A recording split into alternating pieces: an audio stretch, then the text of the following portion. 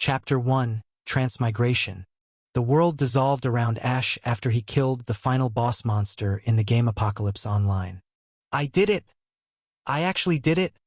he muttered, grinning so wide that his cheeks hurt as he struggled to suppress a laugh. Golden letters filled the air around him with victory written everywhere in shining brilliance. "You are the first person to complete the game. First clear reward will be given." Ash was jumping with excitement in the place he stood.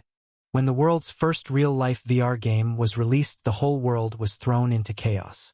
The graphics inside the game was 100% real, so was the pain. Even the game company itself was shocked by the overwhelming success of their creation. Apocalypse Online became a global sensation, played by everyone, even a 20-year-old unemployed orphan like Ash. Inside the game you can experience magic and all sorts of adventure that is not possible in real life. But most importantly, the game company had promised a jaw-dropping reward to the first player to clear it. 10% of the company's shares. "Just imagine the money I will get. I won't have to worry about money for rest of my life." But in the 5 years since the game's release, people have forgotten about it because defeating the boss was extremely difficult. Ash barely managed to stop himself from jumping out of his VR pod and dancing all over his room. But his happiness was short-lived. First clear reward. "Wish. You can wish for anything, it will be granted." His cheeky grin faltered, the glimmer of mischief in his eyes fading into a distant, blank expression. "Is it a joke?" he muttered. The silence that followed only confirmed it, heavy and suffocating. "Damn!" His voice trembled with frustration, his hands curling into fists. "Those bastards! Do they really find this funny? Doing something like this?" Anger burned in his chest, but it wasn't the fiery kind that fueled action. It was the kind that clawed at his insides, helpless and raw. He clenched his jaw, his words now laced with bitterness. Of course, it's just a game to them. People like that. They have money, power, and all the privilege in the world to make someone else's life their goddamn playground. The weight of reality sank in as his shoulders slumped. Accepting his defeat, he let out a long, tired sigh. "There's nothing I can do to them," he admitted, his voice barely above a whisper. "In this world, money and power are everything, and I have neither." Ash knew the world was cruel. He had witnessed it firsthand, living alone after his parents' death when he was just 10 years old. He had been bullied. "Speak your wish." Ash scoffed. "Yeah, sure. If possible, just transmigrate me. It's a dream of every novel reader." His voice dripped with sarcasm. "Should I demand compensation for emotional damage I suffered due to this prank?" he muttered. The prank killed his excitement, so he left the game to boast about his first clear on the game forum. His figure transformed into blur as he left the game. In the reward room, just as Ash left the game, a mechanical voice spoke. "Analysis of Ashburn's memories is completed.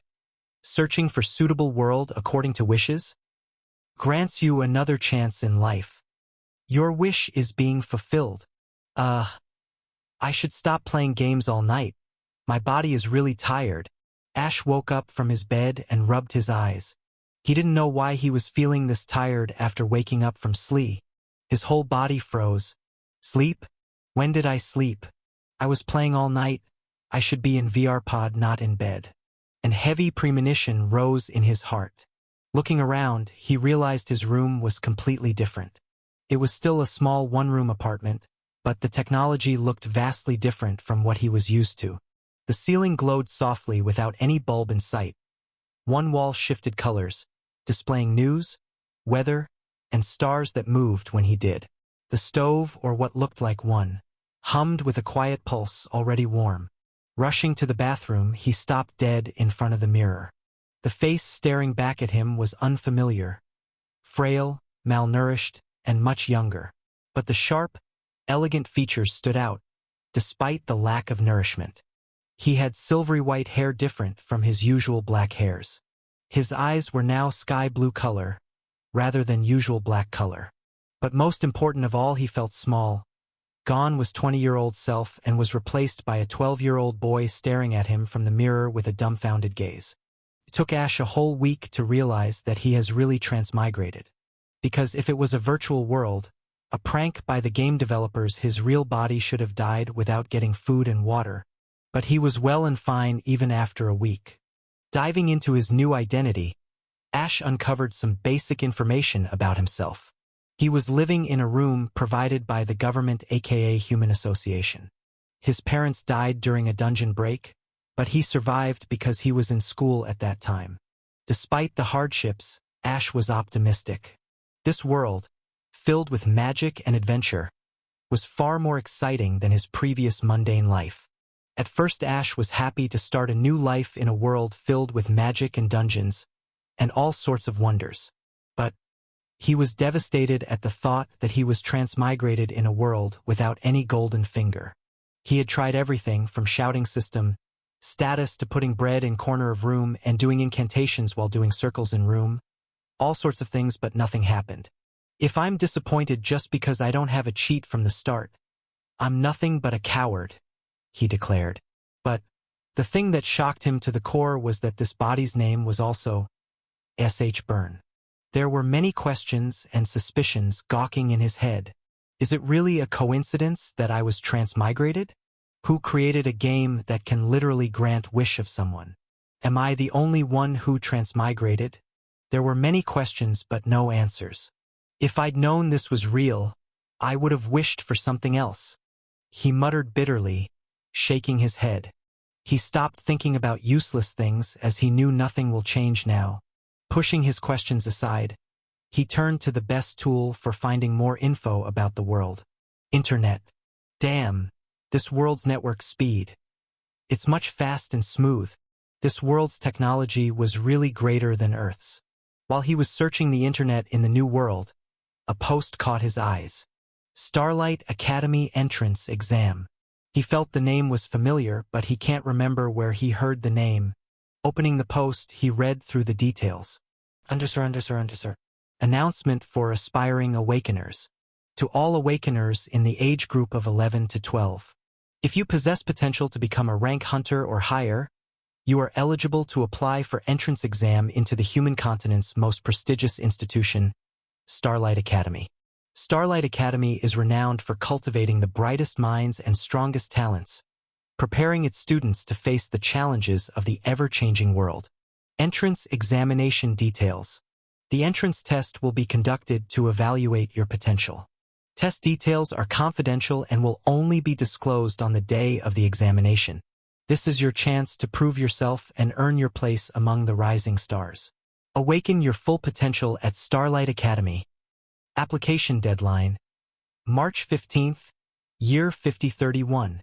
His eyes scanned the words again and again. His heart sounded like a war drum. He checked today's date in his phone. February 14th, year 5031.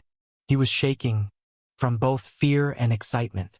Excitement because he now knew where he was. He was in the novel Heaven's Favorite Wrath of Gods.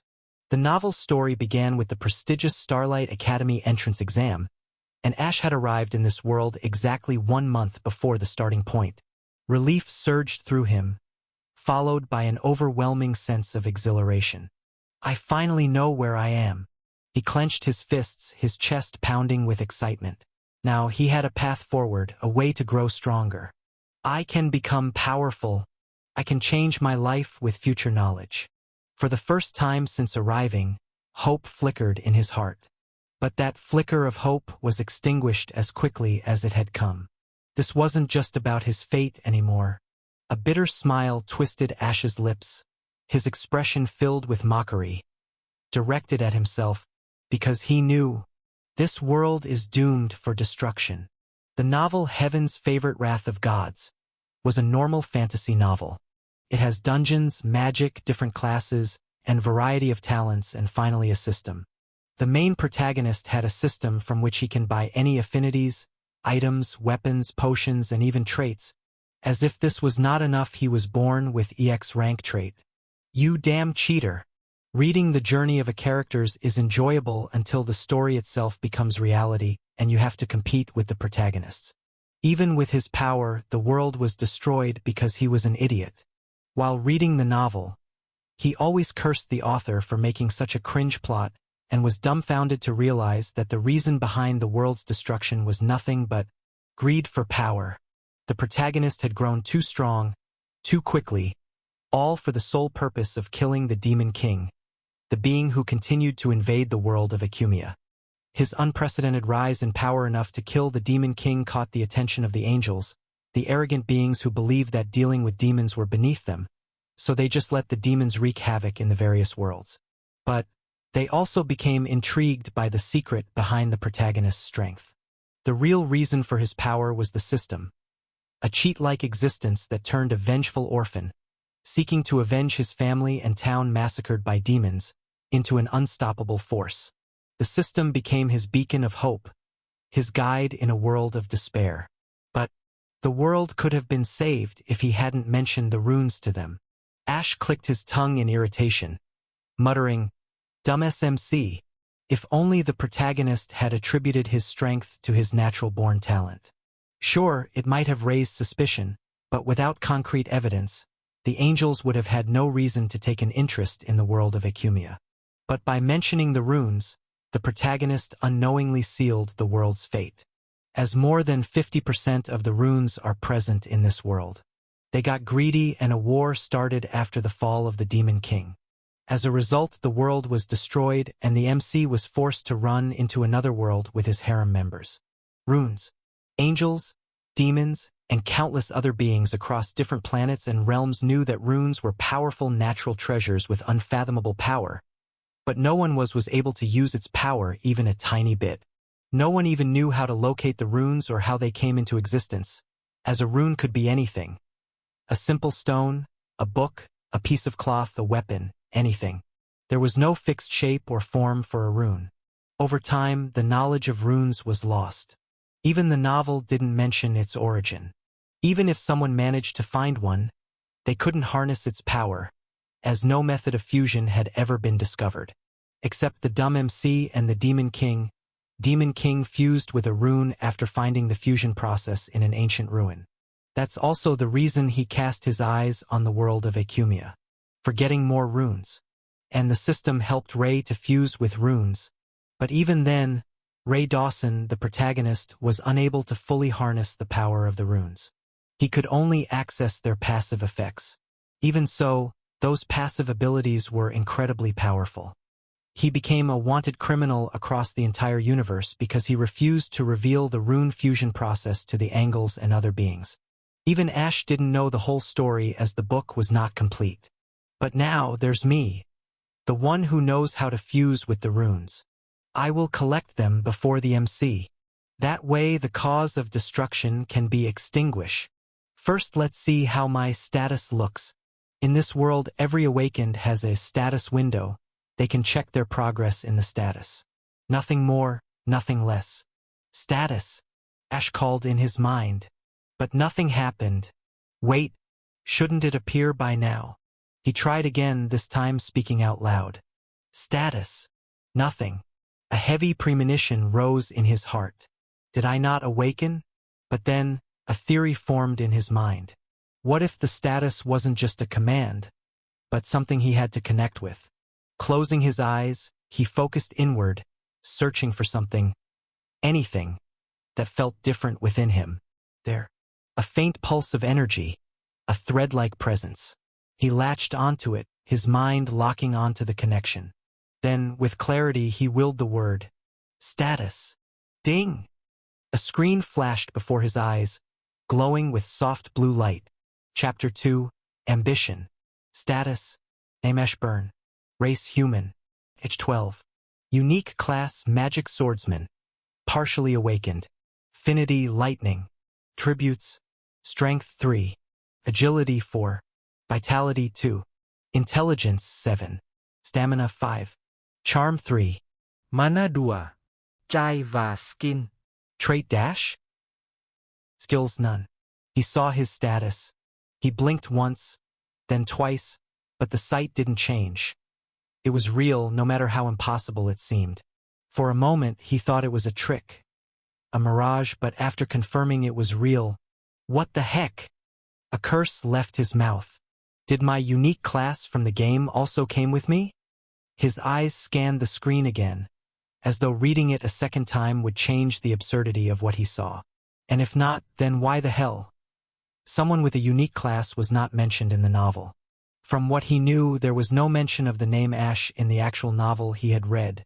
He was not even an extra in the novel, because if he was a holder of a unique class, he was destined to be famous.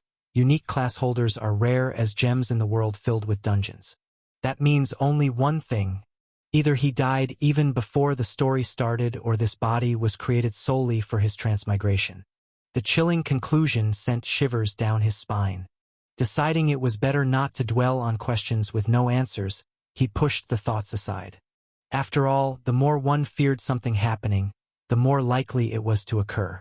In the game, everyone gets a class when they create an account, like mage, assassin, warrior, etc. But there were also unique classes with only a single holder of one type in the entire game. And Ash was the holder of one such unique class, Magic Swordsman. It was a class that allowed him to seamlessly cast spells while swinging a sword, a combination that felt both strategic and undeniably cool. It had been the key to his victory, enabling him to defeat the final boss by the narrowest of margin. It doesn't matter if it came with me or whatever, but I am glad it is something I am comfortable with. Now, staring at his status screen, his class was listed as Magic Swordsman, with a note beside it, partially awakened. He frowned in confusion. What does that even mean? It was unsettling to think about, so after thinking for a while, he sat on the floor in his room, closed his eyes, and tried to sense his core. From what he remembered about this world, every awakened individual possessed a single core. Physical-type fighters had their core in the lower abdomen, the lower dantian, while magic-type fighters had theirs in the upper abdomen, the upper dantian. But as a magic swordsman, his situation was unique. Technically, he should have two cores, one for magic and one for physical abilities. He focused his mind, attempting to sense the energy within him. His first attempt was unsuccessful. He tried again, failed again. Damn! Ash cursed under his breath. It wasn't easy for someone with a modern mindset to perceive the inner workings of their own body. Still, he persisted, and after what felt like an eternity, he succeeded. A small, black core filled with impurities was present in his lower abdomen, his lower dantian. Damn! I really am awakened, he muttered, relief washing over him. He had feared his low stats meant he wasn't truly awakened, but this discovery proved otherwise. But seriously, these stats. His smile faded as he reviewed his numbers. Even a normal, unawakened person in this world had stats of 10 or above in most areas. An average awakened individual in starting had stats over 20, and geniuses boasted stats exceeding 30. But his highest stat? A pitiful 7, and that was intelligence. I know my body's weak and malnourished, but this is just embarrassing. Frustration crept into his voice. If I don't do something about this body and my stats, there's no way I'll make it into the academic. Suddenly, a chilling thought struck him. Damn, I am really going to die, cursed Ash. It all made sense now. There was a reason why Ash, this body's original owner, wasn't even mentioned in the novel. He must have died before the story ever began. And now the truth hit him like a hammer. This body had only one core in his lower dantian, and it focused on boosting physical attributes. But even that core was not providing any mana to his body. Why? Simple. The awakening process wasn't complete. Ash wasn't fully awakened yet. He was only partially awakened. When he first woke up in this body, he had dismissed the overwhelming fatigue as a side effect of transmigration. But after thinking it through rationally, the real reason became clear. This body had been dead for a while before he arrived. In this world, two cores couldn't coexist in a single person. The original Ash must have died from the awakening process, his body unable to handle the strain of creating two cores, a side effect of his unique class, Magic Swordsman. And then, right after he died, I transmigrated into this body. Somehow, the awakening process had been put on hold. The only explanation, it has to be my trait, Ash muttered to himself. Not the original body's trait, but his own trait. Traits were deeply connected to a person's soul, and not everyone possessed one. Checking his status, he frowned at the line. Trait? His trait was hidden, filled with nothing but question marks. The only reason I have a trait must be because it's related to my wish. But, damn my rotten luck. He ran a hand through his hair in frustration. First, I get transmigrated into a doomed world, and now I don't even know when I'll drop dead. The uncertainty gnawed at him. He didn't know what his trait was, nor how much time he had left before the awakening process resumed. And even in the novel, there hadn't been a single character with two cores. Not one. But Ash wasn't the type to sit in despair, waiting for death to claim him. This was his second chance. He wouldn't waste it repeating the mistakes of his previous life. That evening, Ash packed whatever supplies he could find. A small bag of food, the little gold he had, just 10 gold coins provided by the association as a monthly allowance. It wasn't much, equivalent to $1,000 in his previous life. Un gold égale $100. He made his way towards the train station and left the city. His destination, Starfall City. There were some methods only novel readers like him could use. One such method was stealing hidden treasure or rune, you could say. In the novel, the protagonist, Ray, acquired several runes on his journey, each contributing to his growth. One of these was the Rune of Stability. The Rune of Stability wasn't overpowered, not by any stretch of the imagination. In fact, even without it, Ray's system would have ensured his survival. The rune did nothing but maintain stability in his body, as having affinity of opposing elements should have been created disorder in his body. But Rune of Stability helped him maintain a stable body and calmed opposing elements in his body. Ash didn't know if the rune will help him maintain stability between his two cores, but he has no other way but to try. It was a gamble, a matter of life and death. Time was ticking, and so was his life.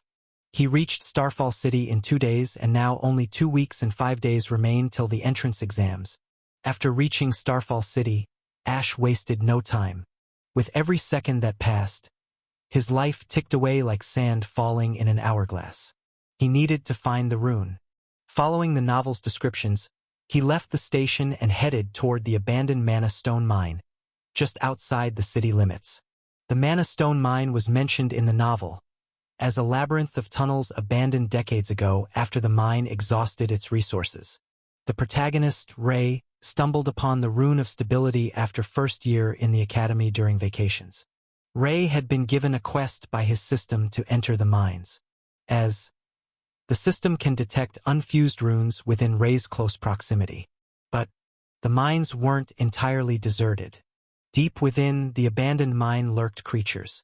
And though their strength wasn't overwhelming for Ray in the novel, but in Ash's current state, even the weakest monster could spell his death. Standing at the mine's entrance, Ash stared into the dark abyss ahead. The faint whistling of the wind echoed through the hollow tunnels, like a ghostly warning. I can do it. I can do it. I'd rather die trying than wait helplessly for death, he muttered, gripping the crude sword he had picked up from the marketplace on his way to the mine. It wasn't much, a simple iron blade with a dull edge, but it was better than nothing. Taking a deep breath, he stepped into the mines. Chapter 3, Fight for Life. The air was damp and heavy, the stench of decay lingering in every corner.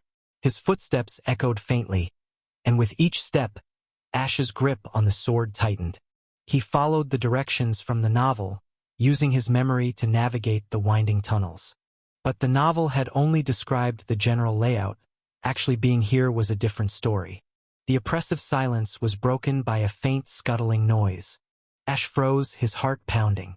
From the shadows, a creature emerged. Its form was grotesque. A shadow rat, about the size of a dog, with glowing red eyes and sharp, jagged teeth. Ash grimaced. In the novel, shadow rats were described as low-level monsters, barely a threat to awakened individuals. But for someone with his stats, it was nothing but a death sentence.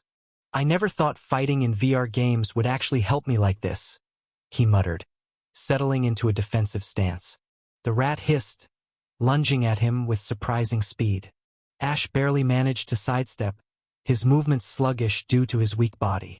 Swinging the sword awkwardly, he grazed the creature's side, drawing a thin line of black blood. The rat screeched in pain, but it only made it angrier. It lunged again, this time faster. Ash cursed, rolling to the side. His breathing grew heavy. The fight had barely started, yet his stamina was already running dangerously low. If this keeps up, I'm going to die, he muttered bitterly. The thought stung. Did I overestimate myself? Maybe I shouldn't have come here. Doubt threatened to consume him, but he bit his lips, shaking his head fiercely. No, I can't think like that. I need to get rid of my weak mentality. If I let it control me, I'll end up just as useless as I was back then. Suddenly a memory threatened to surface in his mind, but he pushed it back. His grip on the sword tightened, his knuckles whitening. Damn! This bastard now soured my mood. His eyes scanned the environment with newfound fury and determination. The rat circled him, readying for another attack. That's when he noticed the loose rocks above, an unstable section of the wall. A plan formed in his mind. As the rat charged again, Ash deliberately turned his back, baiting it into following. At the last second, he threw himself to the ground, narrowly avoiding the creature's bite. The rat slammed into the wall, and the vibrations shook the loose rocks above the wall. With a loud crack, the rock above the wall collapsed, burying the rat under a pile of rubble. Ash lay on the ground, panting. "Eat, you bastard," he said, wiping the sweat from his forehead. But there was no time to rest. He needed to keep moving. Ash kept moving across the mine. Sometimes he reached dead ends, sometimes he came across a group of shadow rat, but he managed to bypass them without alerting them. It was pure luck that shadow rats were low-level monsters with a weak sense of smell. Otherwise, he would have been dead by now. Occasionally, he encountered lone shadow rats, but he always managed to eliminate them, using his surroundings cleverly and relying on the experience he had gained from hunting monsters in the game. But no way his body was in one piece. He was bleeding from many places, and barely managed to stop the bleeding with the first aid he bought in his bag. His stamina always hit rock bottom after every single fight, and he had to rest to continue forward. 3 days passed in this relentless cycle, and during that time, he hadn't been able to get even a moment's rest. The risk was too great, sleeping could mean death. Thus, he was utterly exhausted. His blue eyes were bloodshot, red veins webbing across them from the lack of sleep. His silvery white hair was now matted and stained black with the blood of shadow rats. Bandages wrapped around his body, some fresh, others soaked through, a testament to the countless wounds he had endured. This much pain is nothing, he said under his breath.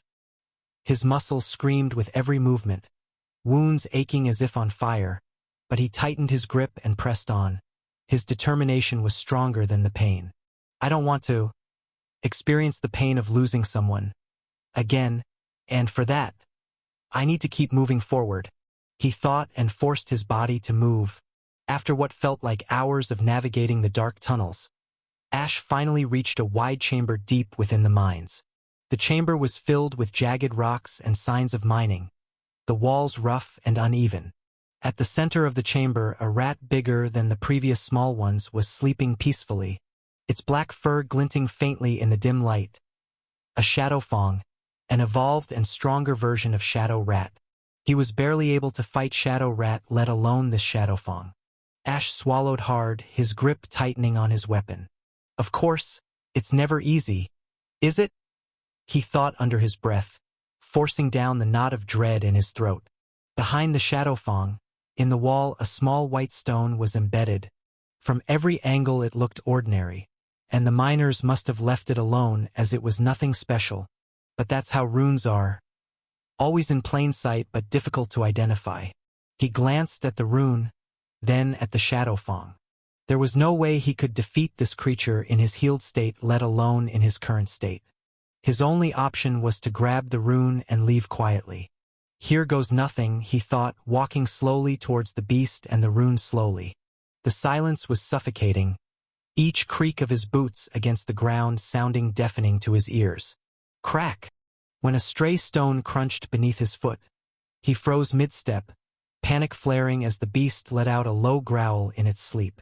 Ash didn't dare breathe, his body rigid as he watched the creature shift slightly, its ears twitching.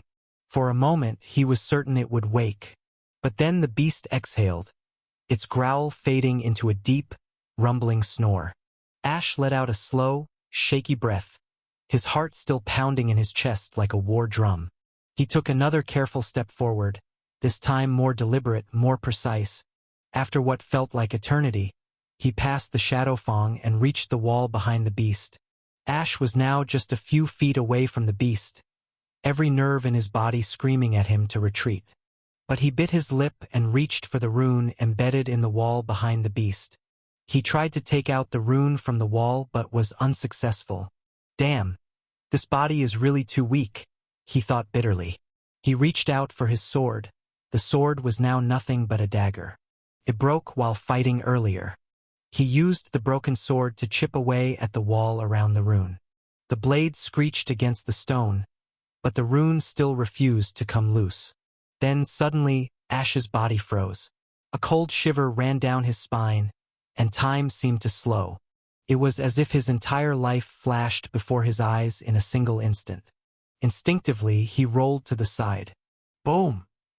The ground where he had been standing exploded, sending dust and debris flying through the air. His vision blurred, his lungs filled with dust, and he coughed violently. Cough! Cough! So much for being careful. Ash breathed shakily, his voice strained as he tried to catch his breath. Through the swirling dust, his eyes locked onto the rune, now lying a short distance away, dislodged by the explosion. He forced himself to his feet and sprinted towards the rune. His muscles screamed in protest, pain shooting up his legs, but he gritted his teeth and pushed forward. Grabbing the rune, he turned and bolted for the exit. Screech! Behind him, the Shadow Fang let out a deafening screech, the chamber shaking with the force of its anger. The beast lunged, closing the distance between them with terrifying speed. Ash didn't think. He acted on instinct, diving to the side just as the creature's claws raked through the air where he had been standing. With the rune clutched tightly in his hand, he ran. Damn it! If I survive, I'll destroy these bastards. Someday, Ash thought, as he forced his wounded body to keep moving. The chase through the tunnels was a blur. The Shadow Fang was faster, stronger, and more relentless. Ash's legs burned. His lungs screamed for air, but he didn't stop. Finally, he spotted the faint light of the mine's entrance spilling in ahead of him. But the Shadow Fang was right on his heels, its growls and pounding footsteps closing the distance with every second. The sharp, uneven floor tore at his boots, and his shoulders brushed jagged rocks, but none of it mattered. The only thing that mattered was the narrow light ahead, his only way out. Ash's mind raced. I couldn't outrun it. Right now he can outrun the mindless beast while using the surroundings, but the moment he hit open ground, it would catch him, and there'd be nowhere left to hide. Damn it, I have to do something. The Shadow Fang lunged again. Ash twisted his body at the last second, but he was not lucky this time. He was tired and his body was falling apart. The creature's claws grazing his side. Pain shot through him as his tattered shirt grew wet with blood. Ash stumbled, nearly falling, but he forced himself forward. The light of the entrance grew brighter, just a few meters away. With the last of his strength, he dived toward a cluster of loose rocks near the entrance. He scrambled to his feet, ignoring the pain in his side, and shoved the pile with everything he had. The rocks tumbled down, collapsing part of the tunnel. Dust and debris filled the air, and the Shadow Fang screeched as it was buried under the falling rubble. Ash staggered out of the mines, collapsing onto the ground outside. His breathing was ragged, his body trembling from exhaustion and adrenaline. Blood dripped from the wound on his side. It was deep enough to kill him. Not yet, at least. But then, BZZZT. RRRKRRRKKHH. Ash's eyes widened at the sound. Chapter 4, True Awakening. Ash froze, his ears catching the faint sound of rocks shifting. A low, guttural growl rumbled beneath the rubble. His heart sank as he turned toward the pile of stones, dread clawing at his chest like icy fingers. "You've got to be kidding me," he whispered, his voice barely audible, every syllable laced with exhaustion and frustration. Ash's mind raced. He didn't have the stamina to fight it again, and waiting around for it to dig itself free was suicidal. His grip tightened on the broken sword. The jagged edge glinted faintly in the dim light, mocking his weakness. "Just die already?" he growled, stepping toward the creature. His vision blurred, and the pain was so consuming it almost drowned out the sound of his own heartbeat. His mind felt numb at the amount of pain he was going through. But he couldn't afford hesitation. Not here. Not now. He raised the broken sword high, aiming for the exposed part of the rat's neck. This ends now. With a final surge of effort, Ash brought the blade down. The sound of steel getting stabbed into the flesh echoed in the surroundings, followed by a sickening thud as Ash collapsed on the ground, his breathing ragged. "Finally," he muttered. His hand still clutched the rune tightly. He let go of his broken sword. The white surface of the rune was covered in his blood. He brought the rune close to his heart, and with last bit of his mustered strength he muttered, "Rune of stability." As the last word left his lips, his body went limp, surrendering to unconsciousness. The rune in his hand disintegrated, its glowing fragments dissolving into shimmering particles that flowed into his body. They surged through him, fusing with his very soul. For a moment, silence fell outside the closed entrance of the mine, the tension dissipating into stillness. The only sound was the faint hum of power settling within Ash. But, slowly, the air around him grew dense with mana, spiraling toward his unconscious form like moths to a flame. Suddenly, a faint glow flickered in his mind, an ethereal light, distant yet familiar. Lines of glowing text appeared before his closed, unconscious eyes, as though written on the fabric of reality itself. Trait? Trait synchronization. 67%, 88%, 99%, 100%. The air around him grew heavier. A surge of energy erupted within him as the text on the screen began to shift. The glowing letters blazed brighter, burning away the shrouded question marks with an intense radiance. Trait, Oracle of Path. Trait synchronization complete. Trait, Oracle of Path. Rank, Growth. Description. It is a growth-type trait that allows the user to walk their own unique path towards the peak. Path analysis continuously analyzes the user's potential, talent, action, and decision, evaluating how they shape the user's journey and growth. After careful analysis, the trait evolves into a new trait that is perfectly suited to the user's abilities. Protective override. If the something poses a danger to the user, such as unstable mana flow or harmful traits, the Oracle overrides the process, shielding the user from harm while guiding them toward a safer, more beneficial path. The air around him grew heavy as the Oracle of Paths began to evolve. A faint hum resonated in the surroundings. Evolving progress. 1%. Visions of endless possibilities and countless paths flashed around his body. The trait wasn't just analyzing anymore, it was rewriting, forging something far beyond its original purpose. 8%. A surge of energy coursed through Ash's soul, ancient and overwhelming. The space around him shimmered. Faint golden glow radiated around him.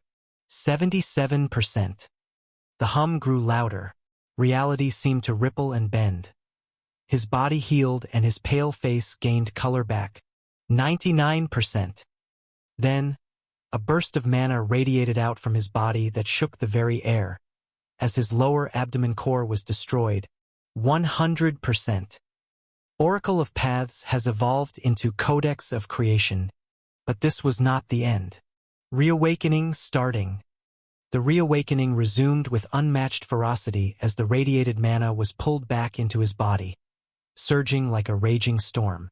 His limbs grew firmer, muscle taking shape where there was once only skin and bone. The veins across his body lit up faintly as the mana vessels, once clogged and stagnant, were forcefully cleansed. Black, sticky mucus oozed out of his pores, foul and acrid, the residue of years of suppressed toxicity and damage. His frame lengthened slightly, bones cracking into alignment, adjusting to a structure that could now hold what was awakening inside him. At the same time, the rune of stability activated, its energy merging with the rampaging mana. The rune's calm and steady essence diffused throughout his body, tempering the chaos within. The wild currents of mana slowed, becoming smoother, more controlled. Slowly but surely, his insides settled. Then, in the depths of his being, two radiant white cores began to form, one in his upper dantian, the other in his lower dantian. Their surface glowed with purity, becoming the foundation of his new power. The faint golden runic symbols etched onto the surface of the pure white cores. Then, the energy of the rune receded, its work complete. Ash's reawakening was not just a transformation. It was the dawn of a new path, forged by the codex of creation and the strength of his will. Only silence remained in the surroundings, as Ash slept outside the entrance of the abandoned mine. Starfall City. Malicia Ravencroft, the only daughter of one of the 7 saints of humanity and the Tower Master of the Mage Tower. She was going to the entrance exam of the Starlight Academy in her luxurious car. "Miss will be arriving at Starfall City shortly," said Naira, the driver of the car. Naira was no ordinary chauffeur. She was a mythical rank bodyguard personally assigned to protect Malicia. Sitting on the back seat was a 12-year-old girl, with striking red hair and brilliant red eyes that shimmered with a faint glow, was scrolling through an online store, her expression brightening as she found a newly released limited edition soft toy. Without lifting her head, Malicia replied casually, "All right, Sister Naira." Naira glanced at her through the rearview mirror and smiled bitterly. "Miss, I've told you many times. You don't need to call me sister. Just Naira is fine." Malicia paused her scrolling, a playful pout forming on her lips. "And I've told you many times, Sister Naira. You're like my big sister, so I'm gonna keep calling you that." No arguments. Naira let out a soft chuckle, her smile widening at the sight of Malicia's adorable pout. All right, Mississippi. I won't argue. Don't you dare laugh at me." Malicia began her rambling but stopped midway. Her head snapped toward the window. Naira too stiffened. Her sharp senses, honed as a mythical rancor, picked up on the faint, unusual mana activity outside Starfall City. The car grew eerily quiet as both of them focused on the strange presence. "Sister Naira, something is happening there," Malicia said, her voice carrying a mix of curiosity and excitement. Malicia possessed the saint rank trait, mana manipulation, a rare and extraordinary gift. This trait granted her not only unparalleled control over mana, but also an innate sensitivity to its flow, enabling her to detect even the slightest disturbances in the surrounding energy. It was a power that set her apart, marking her as a true prodigy in the world of magic. Naira frowned, her sharp eyes scanning the road ahead. Her grip on the steering wheel tightened slightly as she replied, "Yes, but it could be dangerous. Mississippi, we should continue to the academy as planned." Malicia pouted, leaning forward in her seat. "But it's boring just sitting in the car.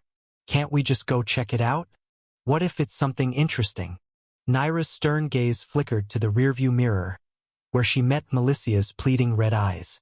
"Miss, if anything happens, I'll have no choice but to report this to your father. You know how he reacts." Malicia flinched, crossing her arms stubbornly. No. "Don't tell father. He'll lecture me for hours and then probably ground me again. Please, Sister Naira, let's at least take a look. You're with me, so if it's dangerous, we can just leave. You're so powerful. What's the worst that could happen? Pretty please." Naira let out a long, weary sigh, her expression softening just a fraction. "Fine. But only a quick look, and if it gets dangerous, we leave immediately." No arguments. "Yay!" Melissia cheered, clapping her hands in triumph as a grin spread across her face. Naira shook her head, pulling the car over just outside Starfall City. As they stepped out, the faint traces of mana in the air grew sharper and heavier. It was clear that something or someone was behind this disturbance. Melissia's small frame moved with the eagerness of a child on the verge of an adventure. Her fiery red hair swayed with every step, her bright red eyes sparkling with excitement. This was far better than sitting in a car, scrolling through her phone. Naira, however, was far less enthusiastic. She reached into her space ring, summoning her weapon, a sleek, dark spear that gleamed faintly under the sunlight. Her grip tightened around the shaft, her body poised and ready for anything. "Miss, stay behind me at all times," Naira commanded, her tone sharp and unyielding. "All right, Sister Naira," Melissia said with a playful salute, though her mischievous smile betrayed her excitement. She peered around Naira's protective form, eager to catch the first glimpse of whatever was causing this strange phenomenon. The duo moved cautiously in the small forest outside the city, Naira leading with steady, calculated steps, her senses spread to the limit, scanning everything ahead. A mythical rank hunter could see everything within a fixed radius, leaving no detail unnoticed. Each step brought them closer to the source. When Naira's senses confirmed there was no immediate danger ahead, she finally allowed herself to relax, lowering her spear slightly. After a while, they reached a small clearing, the ground covered with soft grass and fallen leaves. At its center was the entrance to an abandoned mine, partially buried under rubble, with a shadow fang trapped beneath it. A broken sword was lodged deep into the beast's neck. It was unmistakably dead. Near the lifeless creature lay a boy, no older than Melissia, sprawled on the ground. His body was wrapped in bloodied bandages, and black, oily substances clung to his skin. His silvery white hair was matted and darkened with blood, and his torn, blood-stained clothes hung loosely over his battered frame. Despite his battered appearance, his body was perfectly fine. He appeared to be in a deep sleep, his chest rising and falling in slow, steady breaths. Chapter 5. Flame Empress. "It's safe for now," she said, glancing back at Melissia, who was already trying to peek around her. The young girl's eyes widened as she stepped forward, taking in the scene. Her gaze first fell on the shadow fang, its lifeless body partially pinned under the rubble at the mine entrance. A broken sword was embedded in the beast's neck, its jagged edges stained with dark blood. And then her attention shifted to the boy sprawled near the dead creature. "Who is that?" Melissia whispered, her voice barely audible as she moved closer. Naira remained silent, but still moved towards the boy. Melissia tilted her head slightly, her earlier excitement slowly fading into a quiet sense of curiosity. "Sister Naira, is he sleeping?" she asked in a soft and careful voice, almost like she was afraid her words alone might wake him. Naira's sharp gaze moved over the boy's body with precision. "I am not sure, miss," she said calmly, her tone thoughtful yet alert. "But the strange and dense mana we felt earlier, it is definitely coming from him. It seems that he must have gone through the process of awakening." Melissia took a careful step closer, her curiosity beginning to outweigh her caution. "Does awakening really cause this kind of disturbance in the surroundings?" she asked while crouching slightly, leaning just a little to get a better look at him. Naira frowned, her body instinctively tensing a bit. "Miss, please don't go too close," she warned gently but firmly. "We cannot predict what might happen next, and to answer your question, no, a regular awakening does not cause this level of disturbance. Unless someone awakens a powerful trait." She didn't speak those words out loud but thought them silently, her eyes narrowing ever so slightly. Melissia sighed softly and rolled her eyes, but she listened and stepped back, though she did it with clear reluctance in her movement. All right, she mumbled under her breath. "But honestly, he doesn't seem dangerous to me, if you ignore his scary appearance, covered in blood and filth. And his mana, it feels so pure. I've never sensed such a clean and dense amount of mana before, especially from someone who looks this young." She paused for a moment as she focused on him more seriously, her expression softening as understanding flickered in her eyes. And I can tell he lost consciousness after fighting that weak monster. There's no sign he's faking anything.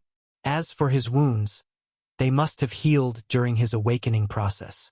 Naira's brows drew together as she carefully examined the boy's overall condition, her mind connecting the dots as she also observed this. It must be because of some kind of trait that his mana levels are this high. Could mean his class is that of a mage. But if you look around carefully at the surroundings, the damage and signs of the fight clearly suggest that he was using a sword in the beginning. They continued to talk quietly, their eyes never leaving the boy. But then, as if something deep inside him could feel their presence nearby, the boy slowly stirred. His eyelids fluttered open, revealing sky-blue eyes that seemed far too calm for someone in his state. He didn't move, but his gaze locked onto them, as if thinking deeply. A heavy silence hung in the air before he spoke, his voice hoarse but steady. "Who are you?" "It's comfortable." Ash felt as though he were floating, his body weightless and his mind clear. A strange, soothing calmness wrapped around him, like he'd been freed from all his burdens. There was no pain, no exhaustion, just peace. But then the voices came. "Sister Naira, is he sleeping?" "I don't know, miss, but the unusual, annoying." The voices shattered the serenity, and irritation flared within him. The peace he'd clung to slipped away, forcing him to stir. With effort, he pried his heavy eyelids open, revealing sky-blue irises that seemed unnaturally tranquil. His vision blurred, but he could make out two figures standing nearby. He stared at them, unmoving, his gaze sharp despite his hazy mind. "Who are they?" he wondered. A heavy silence hung in the air before he spoke, his voice hoarse but steady. "Who are you?" "What? How dare you, lowly commoner? Don't you know who I am?" He focused in the direction the sound has came from. Ash blinked, his blurry vision beginning to clear as he saw a kid shouting at him. He forced his body to wake up and stand, pushing past the fog in his mind. As he rose, a strange sensation spread through him. His body felt light, stronger than before. He flexed his hands, testing the newfound vitality. The pain and exhaustion that had weighed him down were gone. Even the wounds that should have left scars were completely healed. I guess the rune of stability worked, he thought. Relief flickered across his face, and a faint smirk appeared unbidden. The smirk wasn't just relief. It was a spark of triumph, a quiet acknowledgement that he had survived the impossible. All the suffering he'd endured to get here finally felt worth. "Look at this bastard ignoring me." The sharp voice cut through his thoughts, jarring him back to reality. "No, miss, don't use magic. Your father will get angry," a second voice warned, frantic and pleading. "But don't you see that bastard ignoring me? And that smirk? He's mocking me. Miss, your father will definitely be mad if he hears you cursing again." The voices were grating, and his vision slowly regained clarity. The voice belonged to a petite girl, no older than 12, with fiery red hair and crimson eyes burning with anger. She looked utterly adorable. The baby fat on her cheeks only amplified her cuteness, giving her an almost doll-like charm. It was easy to see that this little girl would undoubtedly grow into a nation-toppling beauty someday. Before he realized it, the thought slipped from his lips, unbidden. "Goo." Silence. The word hung in the air like an unexpected ripple in still water. Even the lady standing next to the girl froze, her expression a mixture of shock and disbelief. The lady's lips twitched, her expression betraying the effort it took to maintain her composure. It was clear she was fighting back laughter, her eyes gleaming with a mix of amusement and surprise. You bastard," the girl stammered, waving her hand. A fireball materialized and shot toward Ash. "Miss," Naira shouted, her tone sharp with warning. "No magic." "Your father will." As he took in their reactions, Ash quickly reined himself back in, slipping into his usual composed self. He didn't know why he had blurted out that she was cute. It wasn't like him to speak without thinking. But for some reason, the words had come naturally, unfiltered. Ash frowned slightly. Something was wrong. He wasn't the type to lose control over his emotions, not like this. Something is definitely wrong. Lost in his thoughts, his body moved instinctively. He tilted his head ever so slightly, just in time to dodge the fireball that came hurtling toward him. The girl froze, her jaw dropping in disbelief, while even the lady beside her looked stunned. The fireball wasn't lethal, it wouldn't have killed him. It was just Tier 0 magic. But it should have hit or at the very least grazed him. And yet, he had dodged it with ease, almost as if it had been second nature. Their wide-eyed shock only confirmed what he already suspected. Something had changed within him, but he decided to think more about it later when he was alone. You, who are you? The girl demanded, her voice trembling as she tried to mask her embarrassment with anger. Ash glanced at her. His expression became guarded. I should be the one asking that question. And why should I reply to you? It's not like I know you, he said, his tone sharp, his body tense. Something was wrong with his emotions, and he wasn't going to lower his guard. This time, the lady beside the girl spoke instead, her voice calm and measured. We sensed unusual mana activity outside the city when we came to investigate the cause, and we found you here. It seems you were undergoing a awakening process. See? Damn, we protected you while you were passed out. You should be thanking us, the girl snapped, her tone dripping with arrogance as she crossed her arms, glaring at him. The lady beside her sighed, shaking her head bitterly, as if she'd long grown used to the girl's antics. At first, Ash thought the girl's outburst was a little amusing, maybe even cute in a childish way, but it quickly turned annoying. He stared at her for a moment, his patience waning, then walked past them without another word. Hey, where are you going? At least say thank you, the girl shouted, her voice rising with a mix of frustration and disbelief. Ash stopped in his tracks and turned his head slightly, just enough to glance back. His face remained blank, calm, unreadable. Before I lost consciousness, there was no one around me, he said, his voice cool and steady. So don't pretend you did something you didn't. Trying to take credit for nothing. That's just childish. His words were sharp, like cold wind against skin, and without waiting for a reply, he turned forward again and continued walking toward the city. Behind him, the girl's face flushed with anger and confusion, her voice shaking as she called out, Don't you know who I am? Ash came to a slow stop and turned fully this time, his expression unmoved, eyes calm like still water. It's not like you're the daughter of a saint or anything important, he replied plainly. Stop acting like some spoiled child who expects the world to bow. His gaze didn't waver as he continued. And even if you are someone's daughter, even if your family is powerful, so what? Are you the reason for their name? Their reputation? Don't act like their fame belongs to you just because of your bloodline. A heavy silence followed. The girl stood frozen, her eyes wide, the defiance in her posture beginning to crack. Her lips trembled slightly, and for a moment, she looked like she might cry. Beside her, the older woman sighed softly again. Her expression touched with something between pity and understanding as she glanced at the girl. She knew all too well, though the boy's words were cold and unkind, they weren't wrong. Not everyone respected the saints. Not everyone believed in their greatness. And honestly, she couldn't just go around punishing everyone who disliked or questioned them, could she? Without saying another word, Ash turned away once more and walked on, leaving the silence behind him, heavy and uncomfortable. But Ash froze mid-step as the sound of the girl's sobbing pierced through the air. He turned slightly, glancing over his shoulder to see her clutching the hem of Naira's cloak, tears streaming down her flushed face.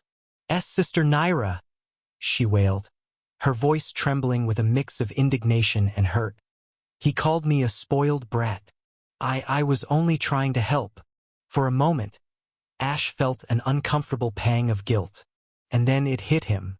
The lady's name, Naira, Something about it tugged at the edges of his memory, but it wasn't until the girl spoke again that everything clicked into place. The red hair, the fiery temper, combined with her earlier arrogance and the way she carried herself, it painted a picture that was impossible to ignore. Flame Empress, the girl in front of him, this teary-eyed child throwing tantrums and hurling fireballs, was none other than the Flame Empress, one of the most terrifying and destructive figure in Future, and one of the member of protagonist harem. Ash's breath hitched, and his heart pounded as the realization sank in. He hadn't just insulted a random girl. He had insulted. Cold sweat formed on Ash's back, his body stiffening as the weight of realization settled over him. And then there was Naira. That name. Naira was known as the Radiant Valkyrie, a mythical rank figure famous for her unshakable loyalty and power. She was the steadfast protector of the Flame Empress. Together, these two women had been an unstoppable force, and he had just mocked one and ignored the other.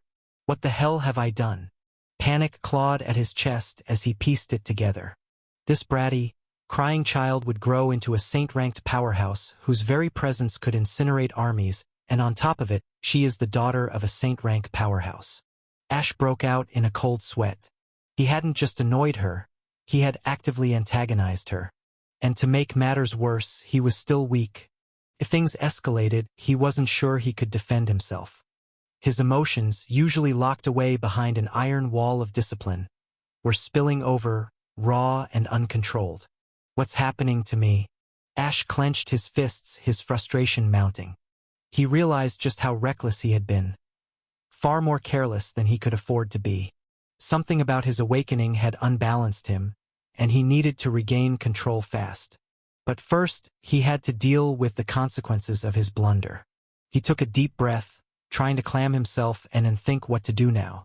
Chapter 6. Traveling Together. What am I doing here? Where did it all go wrong? Ash sat stiffly, his mind in turmoil, as the car sped down the road toward the academy. To his left, Melissa Ravencroft sat fuming. She was fiddling angrily with her phone. Her occasional glares felt like daggers stabbing his composure. At the wheel, Lady Naira drove in silence, her calm yet intimidating aura filling the car. Damn! He muttered under his breath.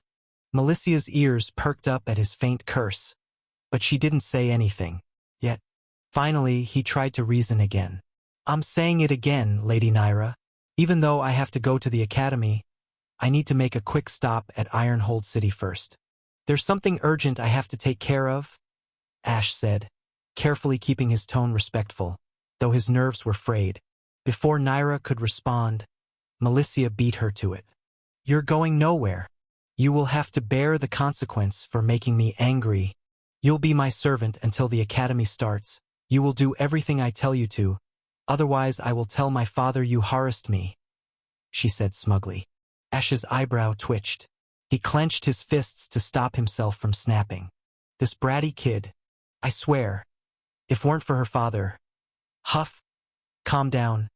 Ash, calm down. He forced a tight smile and replied as calmly as he could.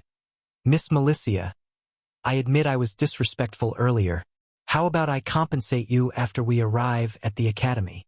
Melissa narrowed her eyes, suspicion radiating from her gaze. You're so weak. There's no way someone like you will even get into the academy.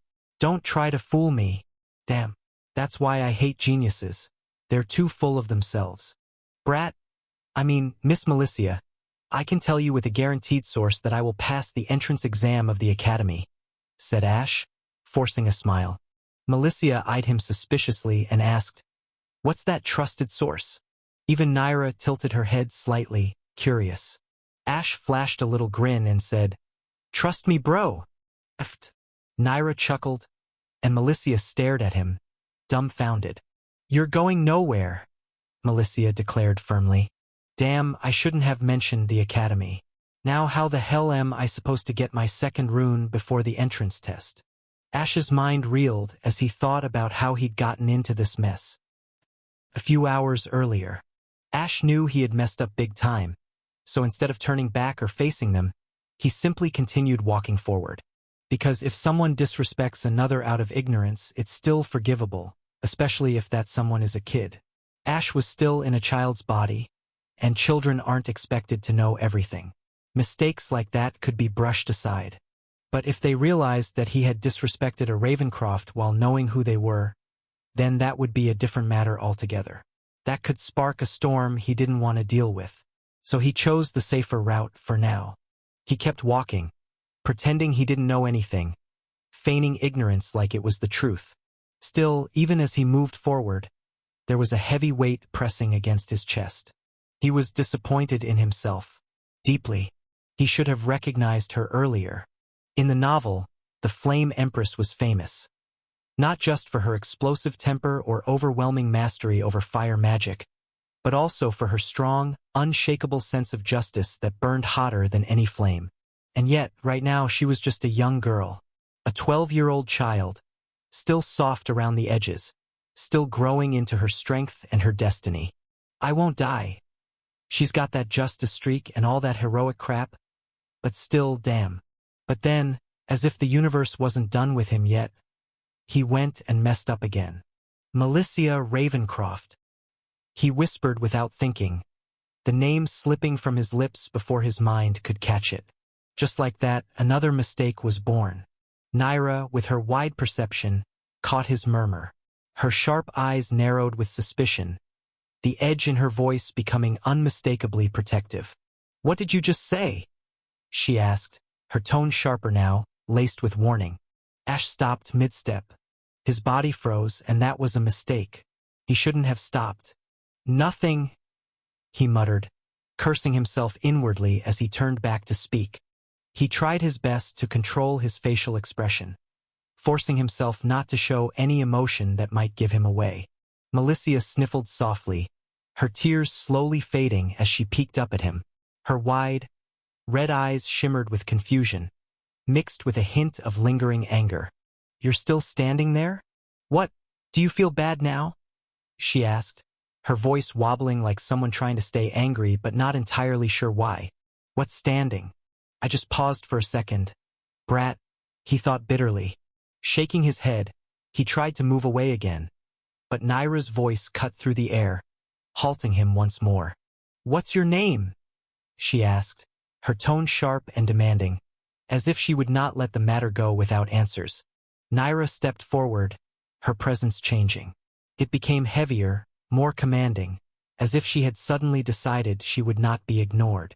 "Ash Byrne," he replied, his tone respectful but carefully measured, maintaining the calmness that kept his emotions buried and in control. Her eyes didn't move, locked onto his face. "You recognize her, don't you, Ash?" she said, her voice low, like a whisper that carried the weight of a blade. "That look in your eyes. You know exactly who she is." Ash felt his chest tighten, a pressure building from within. But he didn't flinch. He kept his expression still, calm, showing none of the storm swirling inside him. "I don't know what you're talking about," he said, keeping his voice even.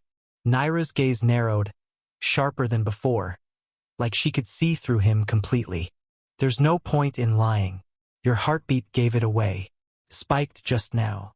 You can't fool someone like me." His fists clenched before he could stop himself.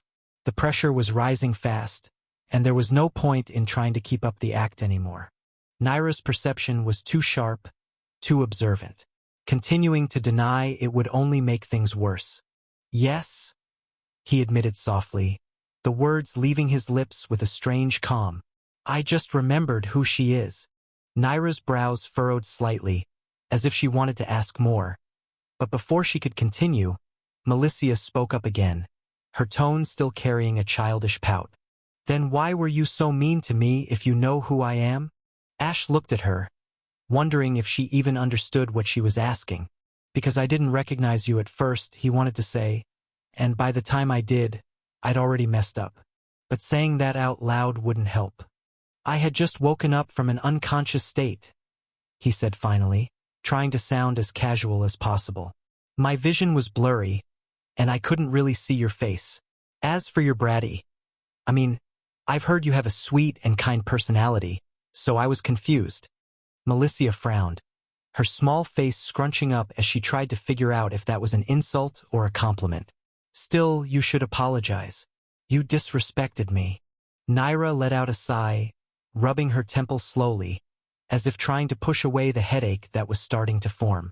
Miss, we are. I'm sorry, Ash interrupted her, his tone flat but sincere enough to make Melissia go quiet. He didn't care how it sounded. If a simple apology could get this stubborn brat to calm down, he was willing to say it 100 more times without hesitation. Melissia's expression softened at his words, though the pout still clung to her lips like she didn't want to give up the fight completely. Good, she said, nodding with the satisfaction of someone who believed they had just won an important battle. But her next words made Ash feel like the floor had dropped out beneath him. You should be punished for making me cry. How about becoming my servant until I reach the academy? Ash didn't even need to think about it. His reply came instantly. No. His voice was flat, emotionless, and firm. Melissia's eyes widened at how quickly he refused. Without missing a beat, she turned toward Naira with a pleading look in her eyes. Those big puppy-like eyes, full of silent cries for help, made Naira sigh again. She turned to Ash, her voice now more curious than confrontational. You are around the age of 12 to 13, aren't you? Are you planning to attend the academy? Ash knew lying would be useless in front of her, so he replied honestly. Yes, I plan to go to the academy. But before that, I need to stop by Ironhold City. Naira nodded thoughtfully, her expression turning serious again. All right then, you are coming with us. Once we reach the academy, you can go wherever you want. Ash opened his mouth to argue, to explain that he had important things to do, but before he could speak, a voice echoed inside his mind. Just follow along. Her personality may be a little twisted, but she is a good child. If you simply go along with what she says, things might end sooner than expected. If not, it will become much more difficult for you. Hearing that, Ash went silent, his shoulders sinking slightly as he let out a slow breath. Damn my luck. Back in the car, Ash replayed the earlier events in his head, suppressing the urge to groan. Now he was stuck in the car, Melissia smirking smugly beside him, while Lady Naira, seated in the front, seemed to be thoroughly enjoying the aftermath of his antics. He sighed deeply. I'm stuck here now. There's nothing I can do. At least they'd had enough decency to allow him a bath before leaving the city. Thinking about the bath, he glanced down at his body, instinctively inspecting himself. Not a huge change, but still, I've gained some muscle. My skin feels smoother, and I'm taller than before. A small smile tugged at his lips. Overall, he couldn't complain about the changes his awakening had brought. Closing his eyes, he turned his focus inward, trying to sense his core. And there it was, 2 cores glowing brightly, one in his upper and one in his lower dantian. But the moment his senses locked onto them, his eyes snapped open in shock. What they? He quickly closed his eyes again to confirm what he'd seen. 2 pure white cores radiated an ethereal glow, their brilliance unmatched by anything he'd ever seen before. This can't be right. Pure white cores? Already? His breathing hitched slightly as realization set in. He instinctively touched his chest, as if trying to physically feel what he was sensing. Ash's previous core had been riddled with impurities, black streaks that clouded mana flow, hindering efficiency. Like most people, he'd expected that purification would happen gradually as he ranked up, the impurities being cleansed little by little over time. Pure white cores, however, they were the hallmark of mythical ranked individuals, their mana flow as smooth and unrestrained as the winds of nature itself. And yet, here he was, freshly awakened, with not 1 but 2 pure white cores. He took a deep breath, trying to steady the storm of thoughts rushing through his mind. The rune of stability, it must have done this. His lips curled into a slightly shaky smile. When the protagonist got the rune in the novel, he was already awakened. That's why this effect wasn't recorded in its description. He let out a nervous chuckle, the weight of this realization finally sinking in. This is insane. I'm nowhere near mythical rank. Hell, I've only just started. No wonder my body feels so different. But something else caught his attention. He leaned in deeper, mentally focusing on the cores again. Delicate golden lines ran across the surface of the cores, faint but intricate, like veins of molten gold weaving through white marble. What is this? The golden lines pulsed faintly with a rhythm he couldn't quite understand. Despite his confusion, he decided to leave the mystery for later. I'll figure it out once I get to the Academy Library. For now, let's focus on the basics. Leaving the golden runic lines alone, he exhaled deeply and eagerly opened his status window. Status. Chapter 7. Evolved Trait. Status. Name Ashburn. Race Human. Age 12. Class Magic Swordsman. Unique. Rank Novice. F rank. Dash. 5%. Affinity Lightning. Attributes. Strength 3-6. Agility 4-8. Vitality 2-4. Intelligence 7-14. Stamina 5-10. Charm 3-6. Mana 250. ITRAIT và SKLLS. Trait. Codex of Creation. Dash. Dash. Assimilation rate 25%. Skills none. Runes. Rune of Stability. Finally, the rank is showing up. Previously, when he was partially awakened, his rank didn't show up. But now, after fully awakening, it finally appeared. For Ash, this small but significant change marked a new chapter in his journey. One where his potential was no longer hidden. In this world, ranks were divided into 9 stages. Novice, Apprentice, Adept, Expert, Master, Grandmaster, Legendary, Mythical, and Saint. Above Saint rank was another, almost mythical tier, Demigod rank. From what he remembered in the novel, the main protagonist had been attempting to break into Demigod rank. But this came after the world was destroyed by angels following the fall of the Demon King. Well, I don't know if there's more beyond it or not. To rank up, one had to reach at least 100 stat points in a single attribute. Without it, advancement was impossible. This strict rule was both a barrier and a motivator for every awakener in the world. Average awakeners focused on 1 or 2 stats before attempting to rank up, tailoring their growth to match their class and traits. But geniuses and prodigies from high-ranking families had a different approach. They pursued balanced growth. Only after achieving 100 points in all attributes would they rank up from novice to apprentice. However, even those prodigies couldn't maintain that balance for long.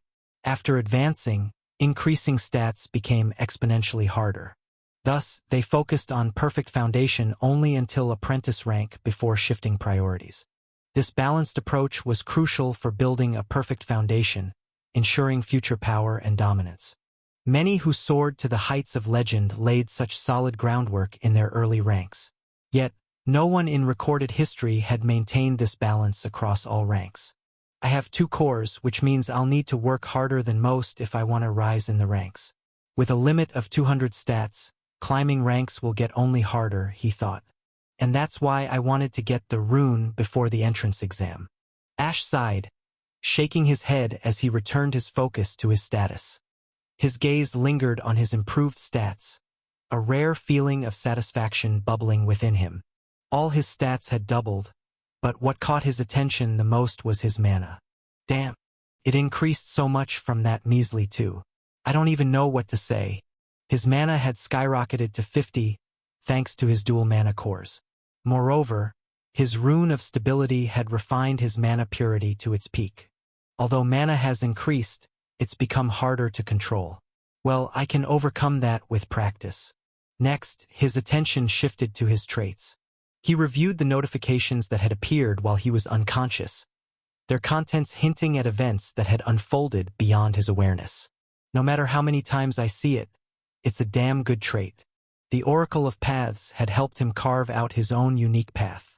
It wasn't an overpowered cheat, but its benefits were undeniable.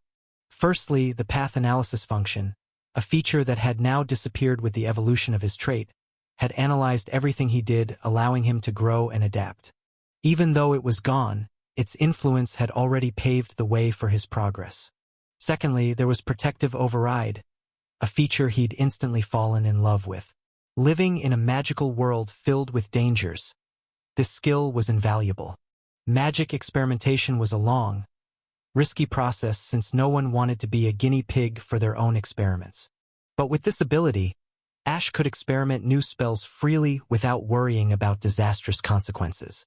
It also ensured his body adapted to the best possible path, almost as if the Codex understood his desires and adjusted accordingly. Too good. At least I have something worthwhile here. Finally, he turned his attention to the evolved version of his trait. After evolving, the Oracle of Paths had transformed into the Codex of Creation, absorbing the functions of the former while discarding path analysis. Trait, Codex of Creation. Rank, Growth, Novice. Description. It is a growth-type trait that grows with user and allows the user to walk their own unique path. Protective Override. If something poses a danger to the user, such as unstable mana flow, harmful traits, or damaging skills, the Codex intervenes, overriding the process to shield the user and guide them toward a more advantageous path.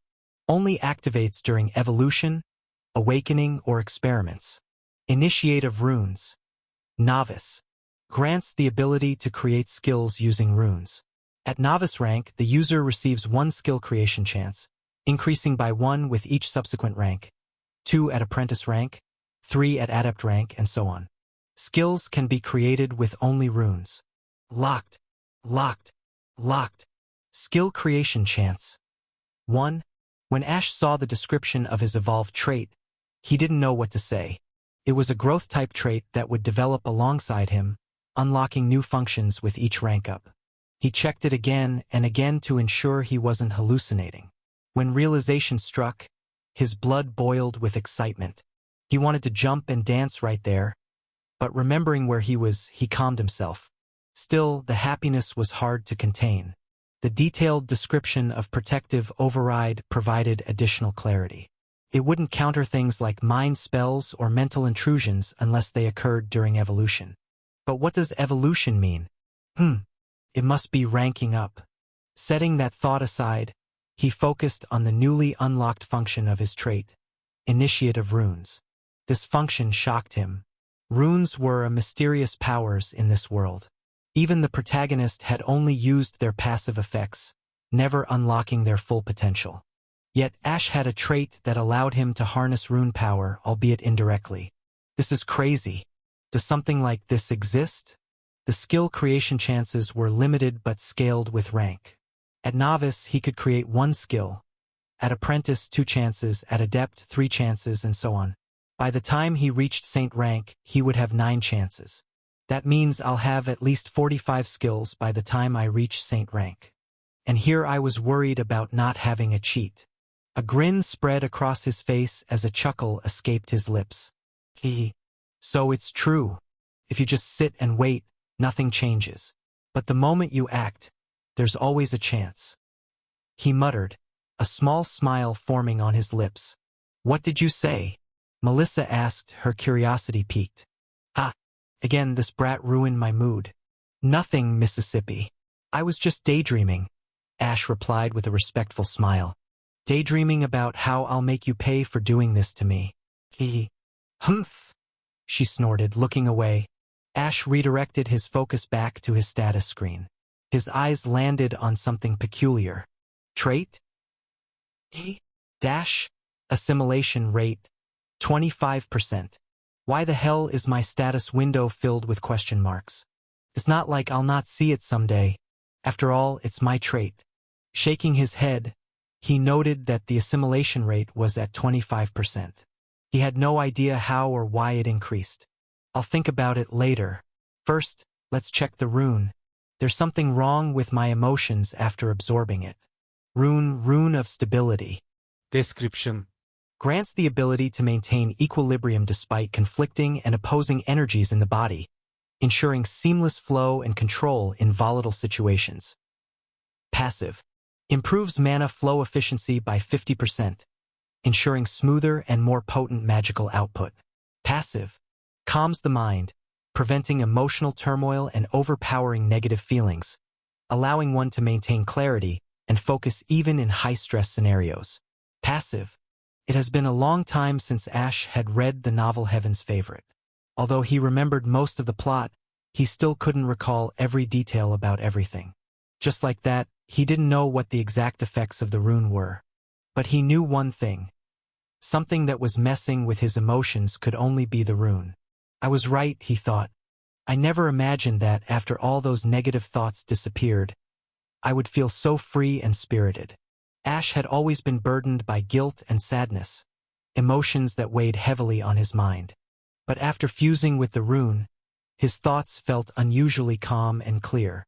My negative emotions have completely vanished. That must be why I can think more logically now. The rune is definitely responsible for this. He reflected on his recent behavior and realized something troubling. I've been speaking without thinking. That's a new habit I didn't notice before. I'll need to get it under control before joining the academy. Taking a deep breath, he resolved to address this change within himself. Resolving to work on himself, Ash shifted his focus. But first, he had a more immediate goal in mind. "Hey, Miss Melissa," he called out. "What?" she replied curtly, her tone impatient. "Can you teach me how to control my mana? I'm a beginner."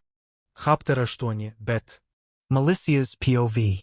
Melicia stared out of the window, her mind in turmoil.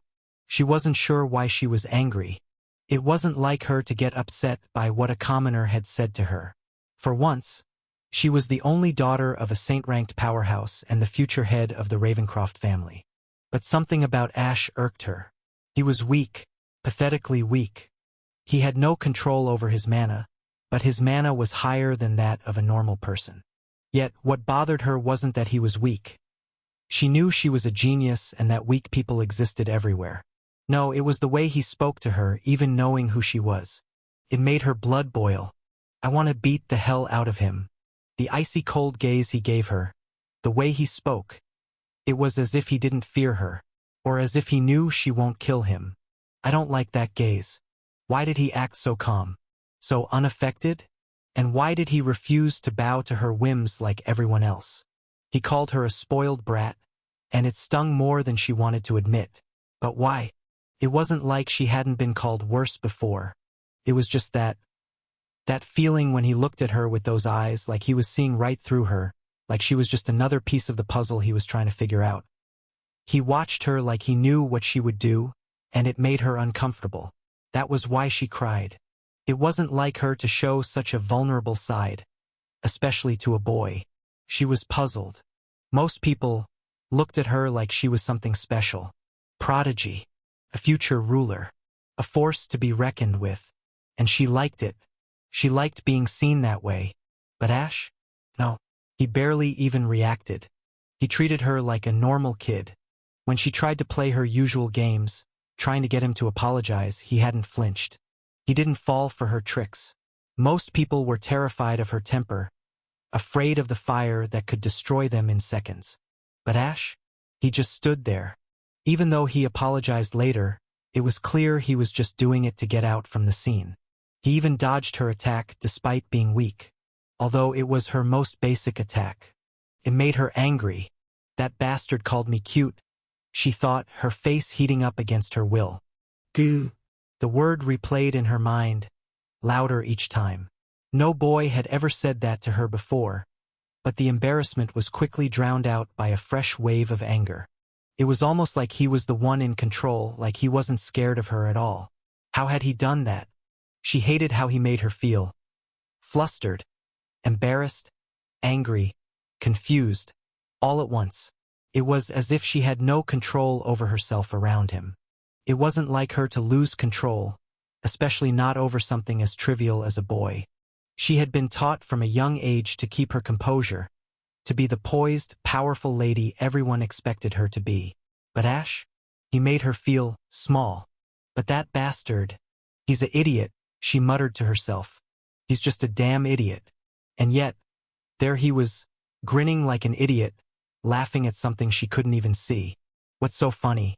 She looked at him, her eyes narrowing. Her irritation only grew as she watched him stare blankly into the air, as though nothing in the world mattered. And then he muttered something under his breath, too soft for her to catch. "What?" she asked sharply, her tone biting. He replied politely, his voice as calm as ever. After that embarrassing moment, crying. He had been treating her like a princess, but that irritated her even more. Even though he treated her with respect, his eyes said otherwise. His eyes, they felt like he was watching some amusing play unfold. It made her even more annoyed. But something even more impossible happened. "Hey, Miss Malicia," he called out. She replied to him with frustration, waiting for what he would say next. "What?" she replied curtly, her tone impatient. But his next words crumbled all her anger. "Can you teach me how to control my mana? I'm a beginner." Malicia's heart skipped a beat at his words, and she found herself blinking in surprise. Wait, what? Ash, the person who had been rude and cold, who acted as if she didn't matter, was asking her for help? Her? Of all people. How bold. She tried to keep her expression neutral, but inside, her mind was spiraling. Teach him? A prodigy teaching a commoner? Her first instinct was to scoff. Was this some kind of trick? He had to be mocking her, right? But then, there was a flicker of something else. Is he serious? Her gaze flicked up to him, studying his face for any signs of deception. No es Mirk. No hidden meaning in his eyes. Just a calm, almost distant look. Was he being genuine? She swallowed, her irritation rising. Are you serious? Her voice was low, a slight edge creeping in, but she couldn't help but feel a strange curiosity stirring within her. Why would he ask me? The question kept circling in her mind. Is he really that bad with mana? She had never seen him fight, and from their previous scene in front of mine, it seemed like he was good at physical combat. Could this be an opportunity? Her lips curled into a slight smirk, though her mind was already racing. If he was genuinely asking for help, that meant he was vulnerable. And Malicia, she lived for power. The idea of holding that kind of leverage over someone like Ash made her pulse quicken. She could help him. She could show him how to control his mana, and then maybe, just maybe, she could use it to her advantage. But, why me? She asked sharply, raising an eyebrow. You've got plenty of other people to turn to. Why come to me? Her voice dripped with a mix of suspicion and genuine interest. It was rare for anyone to come to her, of all people, for help. Most people were too busy flattering her or trying to use her status as a weapon. Ash wasn't like them, and that made her feel uncomfortable. She crossed her arms, trying to hide the brief flicker of uncertainty that crossed her face. She couldn't afford to let him see any weakness. Not after everything that had happened. He met her gaze without hesitation. If you hadn't kidnapped me, I wouldn't have asked you. But humans must adapt. And now I want to use this opportunity to learn. You won't let me leave, so I want to make the most of this situation. His calm reply only deepened her confusion. She searched his face for any sign of mockery but found none. His expression remained serious, his tone sincere. I've awakened the mage class, he continued. But I know nothing about it. And who better to learn from than the mana prodigy?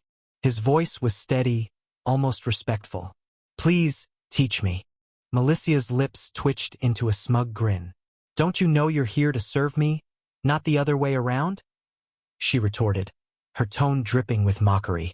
But his next words shattered the smug atmosphere like ice cracking underfoot. Why not make a bet with me, Malicia? Ash said, his tone eerily calm. Teach me how to control mana, and I'll clear the entrance exam. If I don't, I'll become your servant for the rest of my life. But if I succeed, you'll owe me a favor. The car fell silent. Even Naira glanced back, her interest piqued. Malicia's eyes widened. Her first reaction was disbelief. Did that bastard just call me by my name? Her blood boiled. How dare he? Yet, as anger surged within her, another emotion stirred. A flicker of something she couldn't quite identify. It unsettled her, gnawed at her composure. Her expression froze, torn between fury and something else she couldn't name. Ash's POV. Why not make a bet with me, Melissia? Ash repeated, his tone firm and confident. Teach me how to control mana, and I'll clear the entrance exam. If I fail, I'll serve you for the rest of my life. But if I pass, you'll owe me a favor. Ash leaned back slightly, his expression unreadable. I know she'll agree. That's how she is. The silence stretched as Melissia stared at him. Ash could feel Melissia's gaze piercing through him, sharp enough to cut stone. Her jaw was set tight, her silence unnerving as the seconds stretched on. He waited, unfazed, even as the tension in the car grew thick enough to choke on. Inside, though, he wasn't as calm as he seemed. This is a gamble, he thought, keeping his expression neutral. But one worth taking. Finally, Melissia's lips parted, and her voice, cold and calculating, broke the silence. You're either very brave or very foolish, she said, her words laced with a biting edge. Do you even realize what you're asking for? Ash met her gaze head-on. There was no room for hesitation now. I do, he replied simply, keeping his tone steady, almost indifferent. But beneath that calm exterior, his mind raced. She'll take the bait. I know she will. People like her, they can't resist a challenge. For a moment, it felt like a battle of wills, the air between them humming with unspoken tension. He could see her mind working, calculating, weighing her options. He resisted the urge to smirk. You're predictable, brat. Finally, she leaned back in her seat, her arms crossing in a gesture that screamed authority. With a sharp huff, she said, Fine, I'll accept your bet. But don't think for a second I'll go easy on you. Her tone was clipped, decisive, and he knew he had her right where he wanted. Ash nodded, keeping his satisfaction buried deep. His expression remained calm, but his chest tightened with a mix of relief and anticipation. Step 1, complete. What she didn't know, what she couldn't possibly know, was that he wasn't just asking her for help. This wasn't just about controlling his mana, although he needed to learn it, but there was another reason for the bet. Now that the opportunity has presented itself, I need to get that from her family vault. Chapter 9. Nexus City 1. Ding! Ash stepped out of the store, the automatic doors sliding shut behind him. He adjusted the bag in his hand, filled with food. Dressed in a simple white shirt and black trousers, he blended easily into the crowd.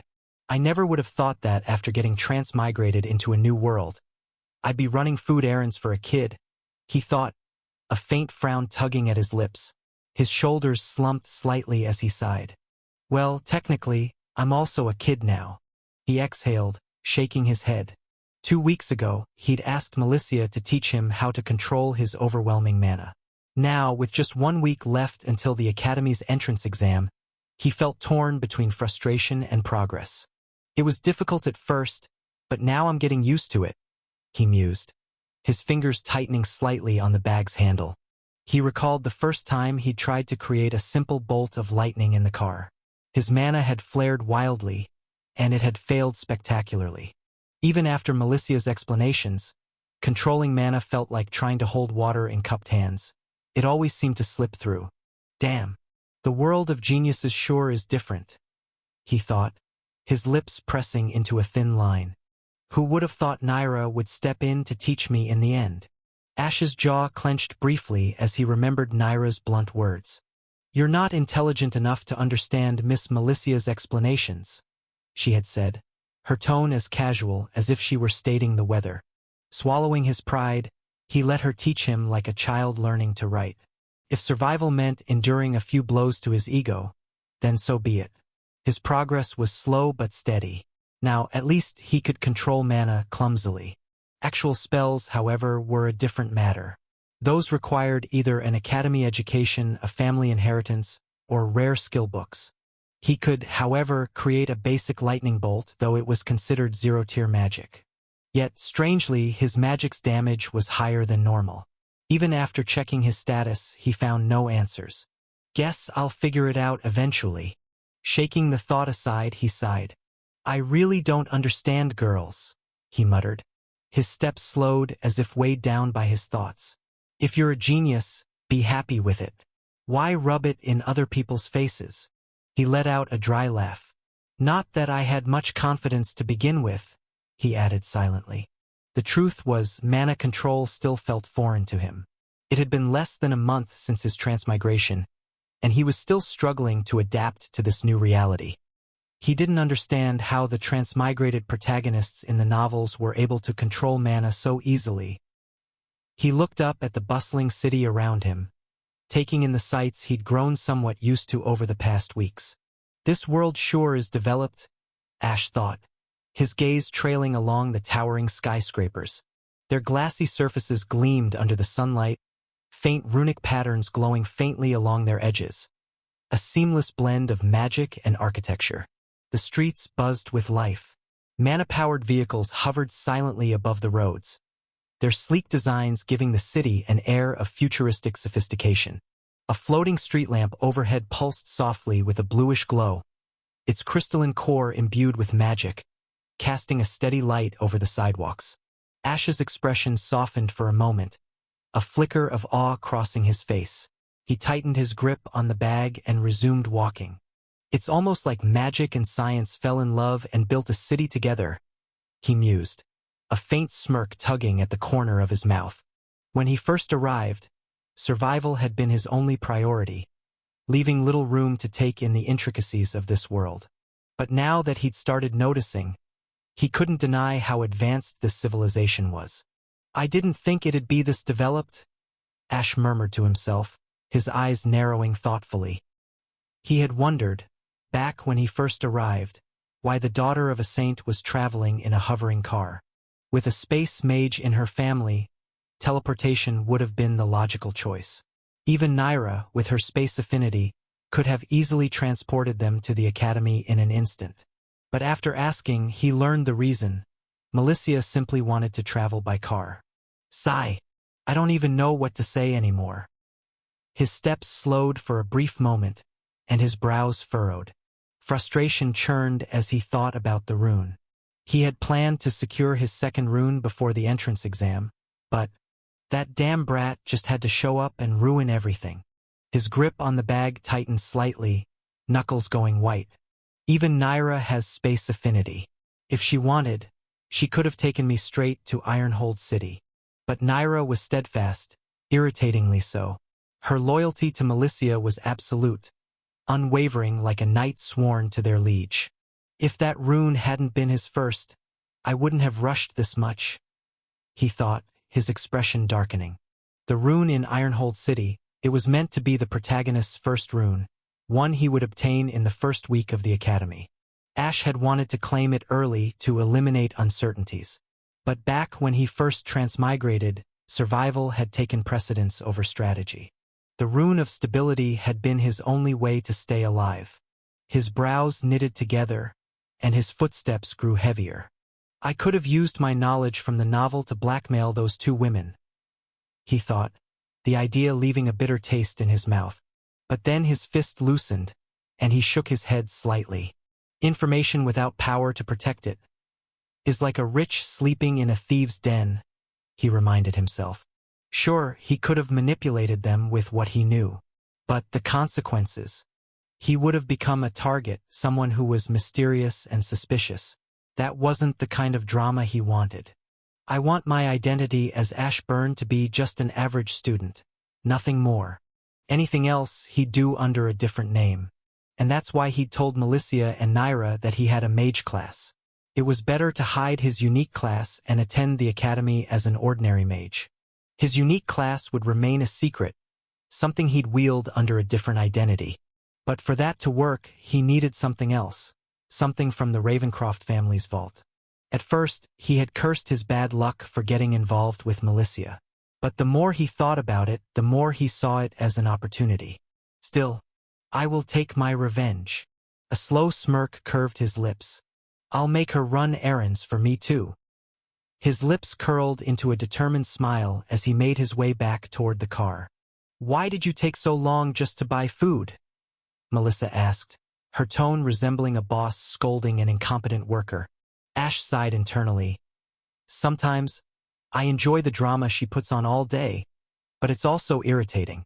I was just sightseeing, he replied calmly, handing her the food before settling into his seat. As soon as he sat down, the car smoothly accelerated forward. Ash leaned back and stretched his fingers. He conjured a small ball of lightning, watching it flicker between his fingertips. At first, he could barely form a single one with full concentration. But after continuous practice, he had managed to create 4 at once. Melissa's eyes narrowed. TCH. Looks pathetic. I could probably make 10 of those at once. Ash snorted, letting the second ball fizzle out. Melissa raised an eyebrow, her smirk widening as if sensing his irritation. Ash quickly caught himself, muttering under his breath, "Damn! What did you say?" Melissa snapped, her glare sharp enough to cut through steel. "Nothing," Ash replied smoothly, his expression calm, though a hint of annoyance flickered in his eyes. It had become a habit now.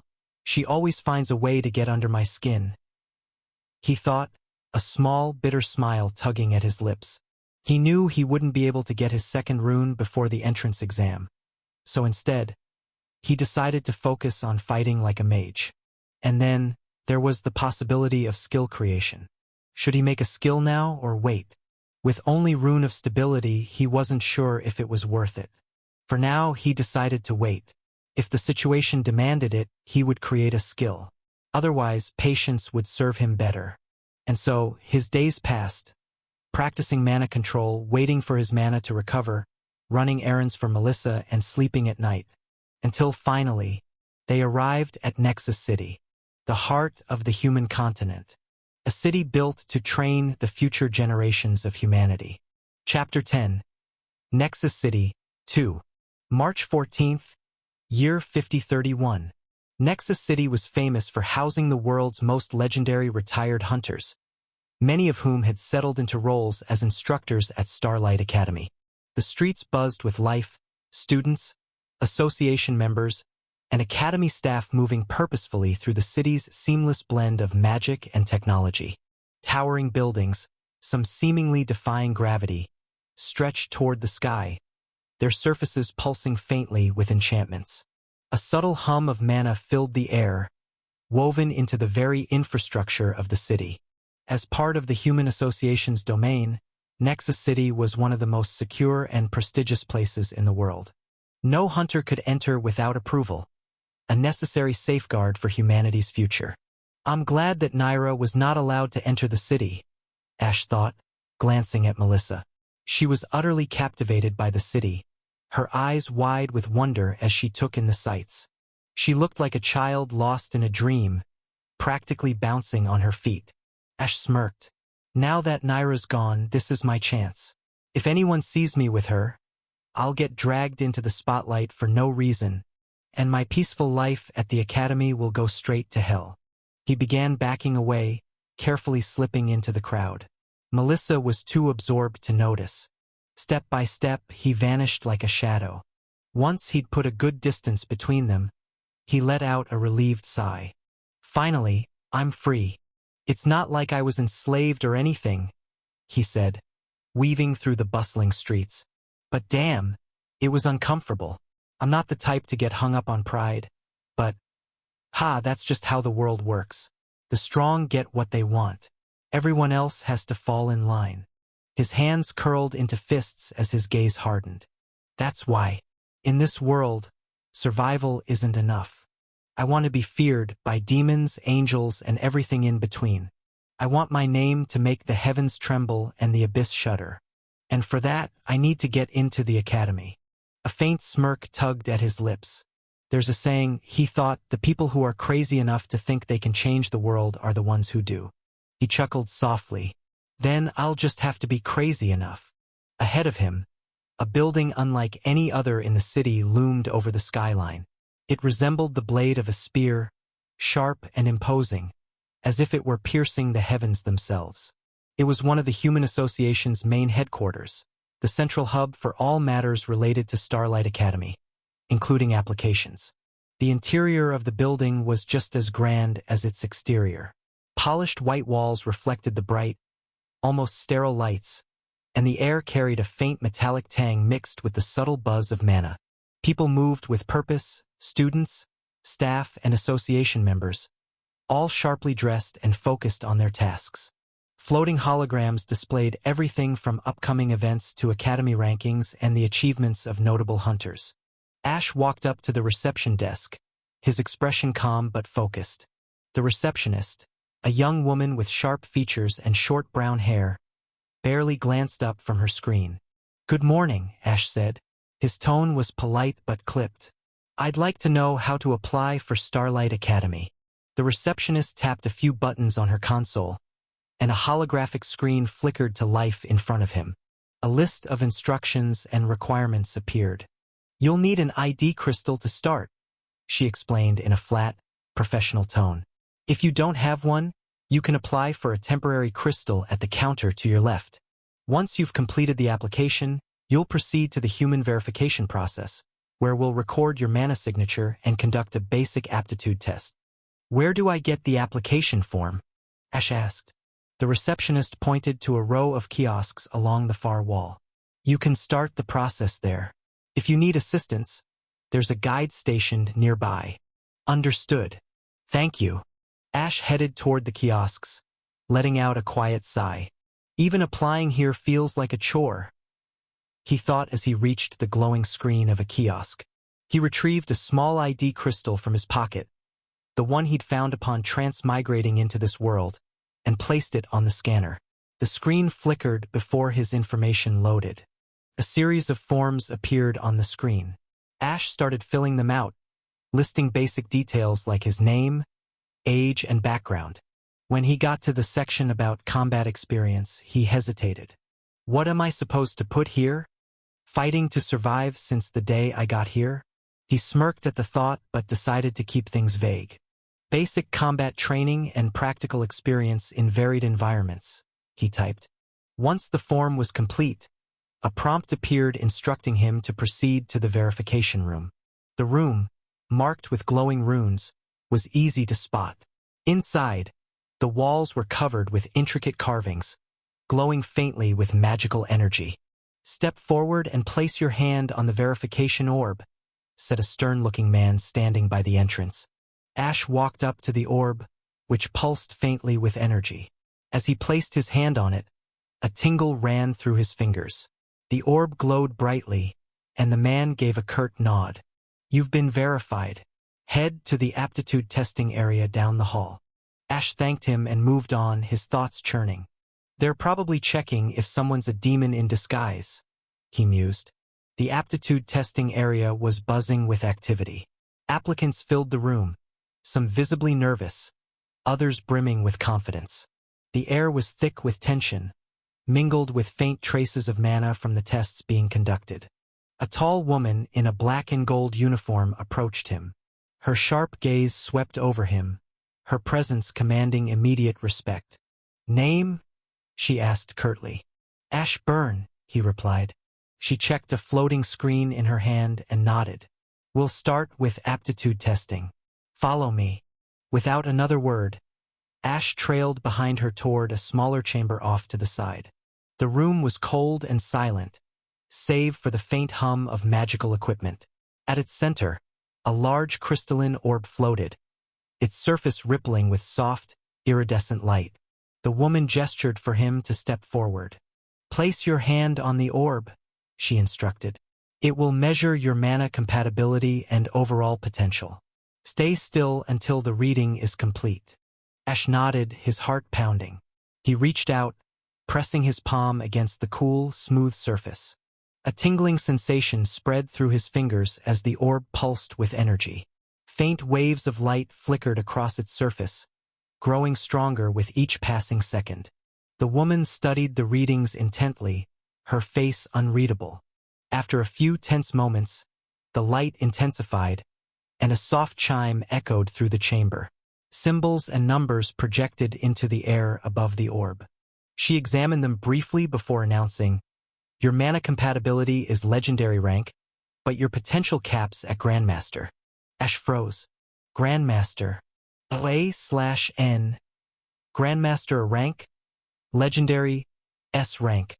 The words rang in his mind, drowning out everything else. His hand slipped from the orb, his body moving on instinct as he took a step back. His face betrayed nothing, but inside, the weight of the result hit like a punch to the gut.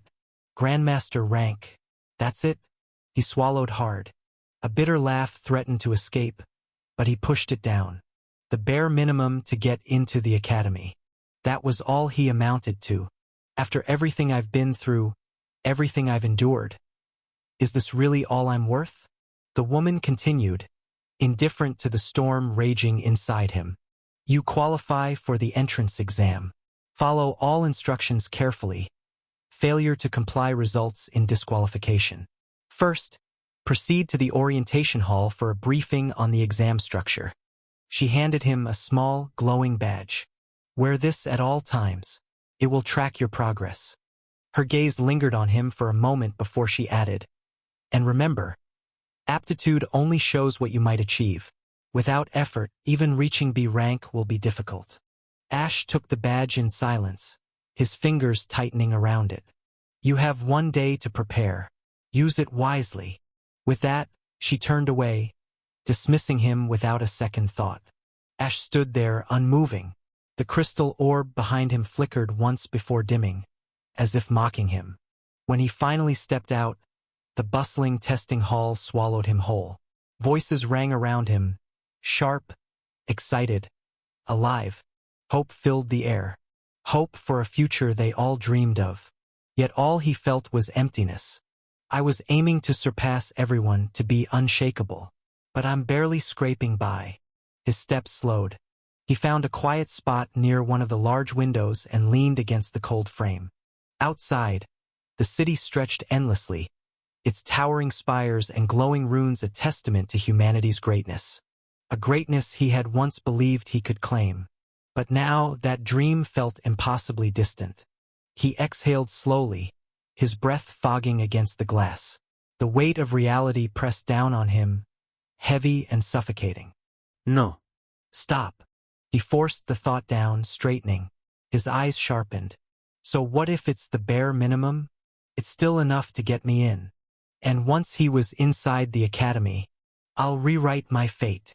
Bitterness curled into something sharper. Determination. If the world only respected strength, then he would become strong enough to rewrite its rules. Chapter 11. Entrance Test 1. The next day, a massive stadium buzzed with life. Students filled every corner, some chatting excitedly, others fidgeting with nervous energy, while a few stood tall, radiating quiet confidence. Across the entire human continent, towering holographic screens broadcasted the event, displaying live footage not just in Nexus City but in every major settlement. This was the Starlight Academy entrance exam, a momentous occasion that all of humanity eagerly awaited. For the people, this wasn't just a test. It was the birth of the next generation of hunters, those destined to stand against the monsters and dungeons that threatened their world. Yet, amidst the sea of eager 12-year-olds, one figure stood out. He wasn't nervous. He wasn't excited. He was calm. Too calm. Everything is exactly as it was in the novel. Ash's sharp gaze swept across the crowd. He exhaled the words, "Now where's Ray?" He scanned the endless rows of young applicants, but all he saw were unfamiliar faces. Dozens upon dozens of children. With a sigh, he gave up. Well, even if I didn't find him, I found someone familiar. A short distance away, his eyes landed on a girl, silver-haired, blood-red eyes, a delicate beauty so pure and ethereal that she seemed almost untouchable. There was an innocence in her expression that made people instinctively want to protect her. Her beauty was comparable to Melicia's, maybe even greater, Alicia Moonglow. But something is off. In the novel, Alicia had been a commoner who lost her parents at a young age. That tragedy had shaped her into someone cold and distant, a girl who kept everyone at arm's length. The protagonist had spent countless efforts breaking through her emotional walls after falling for her at first sight, dedicating himself to softening her frozen heart. So then, why does she look so shy and kind? He watched as a group of boys hovered around her, trying their luck. And instead of shutting them down with her signature icy glare politely, if she had the same personality as in the novel, those guys would have been frozen stiff by now. Did my existence already create a butterfly effect? But I did nothing major, did I? No, wait. Why does she? His thoughts were abruptly cut off. The air shifted. The entire stadium fell silent as an overwhelming presence descended upon them. A weight crushed down on their minds, not through brute force but through insidious whispers. A subtle, persuasive pressure that slithered into their thoughts. Give up.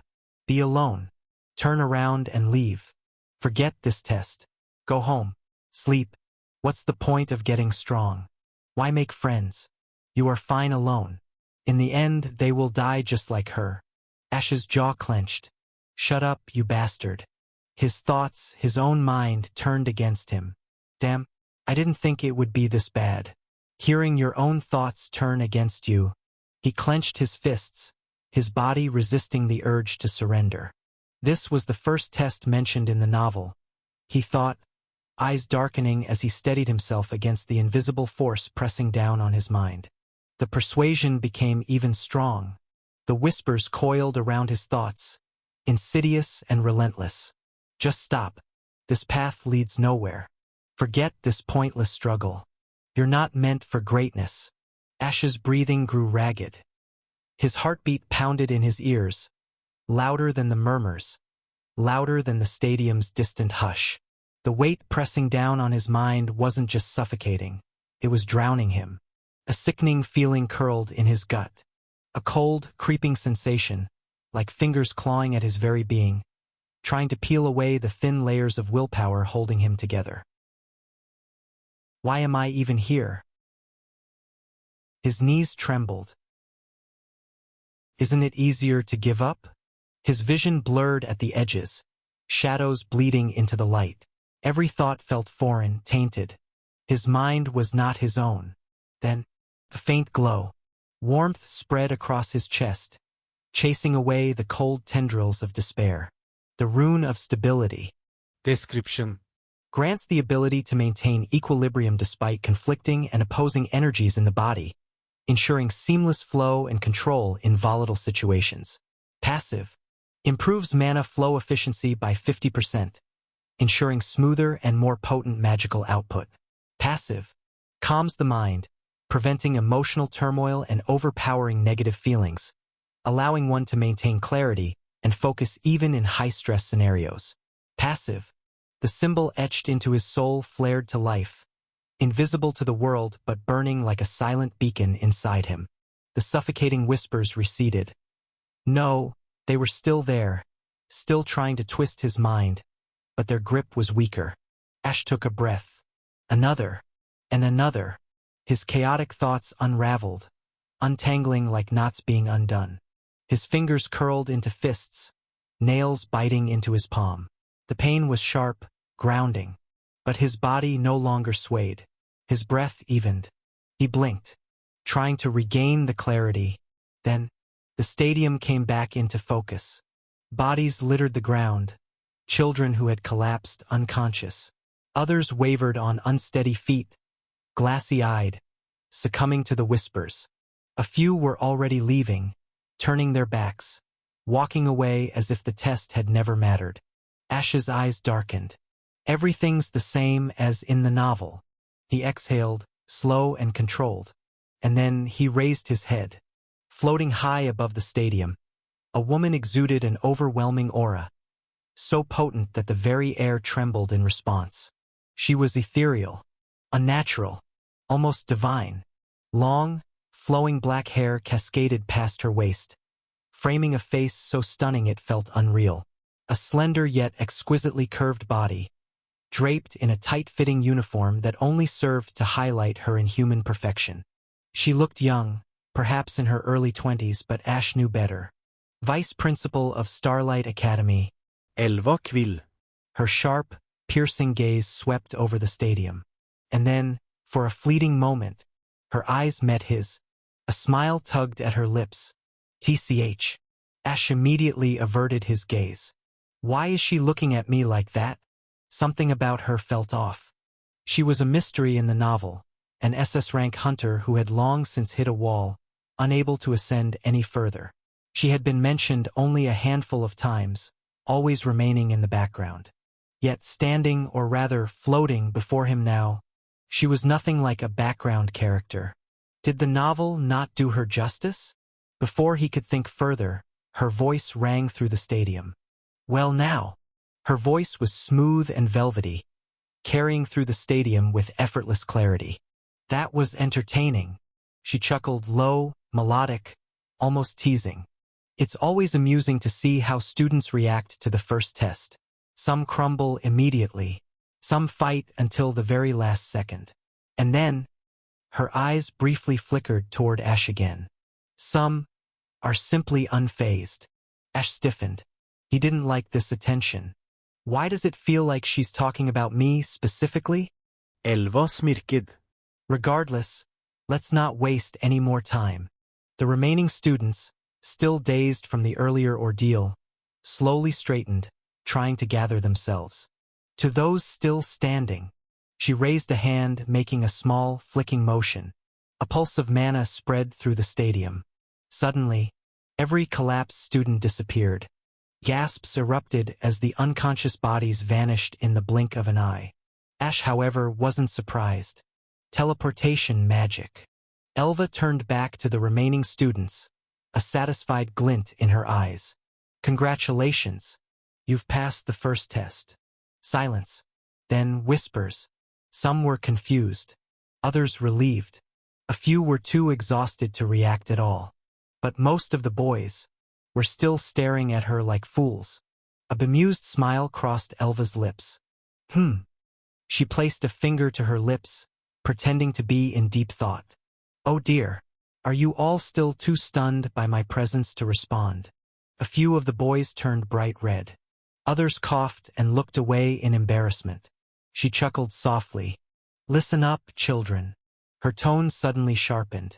If you think staring at me like a bunch of lovesick puppies is going to earn you extra credit, the air tightened. You're sorely mistaken. A few students shuddered as an invisible weight pressed against their backs. Ash remained unfazed. Elva watched their reactions with amusement before giving a satisfied nod. Now then, her playful demeanor returned in an instant. Let's talk about the exam. She gracefully hovered down until she was just a few meters above them. What you just experienced was a simple test of willpower. It was not about strength, not about intelligence. Just sheer, raw mental fortitude. She tilted her head. I wonder, how many of you actually understood the meaning behind it? Silence. Then one student, a boy standing near the front, hesitantly raised his hand. Was it to see if we're strong enough to resist enemy mental attacks? Elva smiled. That's part of it. She took a step forward in the air, crossing her arms. But more importantly, it was to see whether or not you would surrender to yourselves. Her gaze swept across the crowd. Every great hunter faces battles. Some of those battles will be against monsters. Some will be against dungeons. Some against other hunters. She leaned slightly forward. But the hardest battles? Her voice lowered. Are the ones fought inside your own mind. A shiver ran through a few students. Ash, however, simply watched. She knows how to command a crowd. Elva suddenly clapped her hands together. Well, that's enough seriousness for now. Her playful tone returned. Moving forward, we will be conducting a written test. A few groans erupted from the crowd. Elva grinned. Oh? Not excited. She placed a hand on her hip, feigning disappointment. I was under the impression that all of you were eager students, ready to prove yourselves in every aspect of the Academy's rigorous training. Silence. Then, a few nervous chuckles. Elva's grin widened. That's what I thought. She took a step back. Now, for those of you panicking, don't worry. The written test will not contain advanced magical theory. After all, most of you don't even know about magic.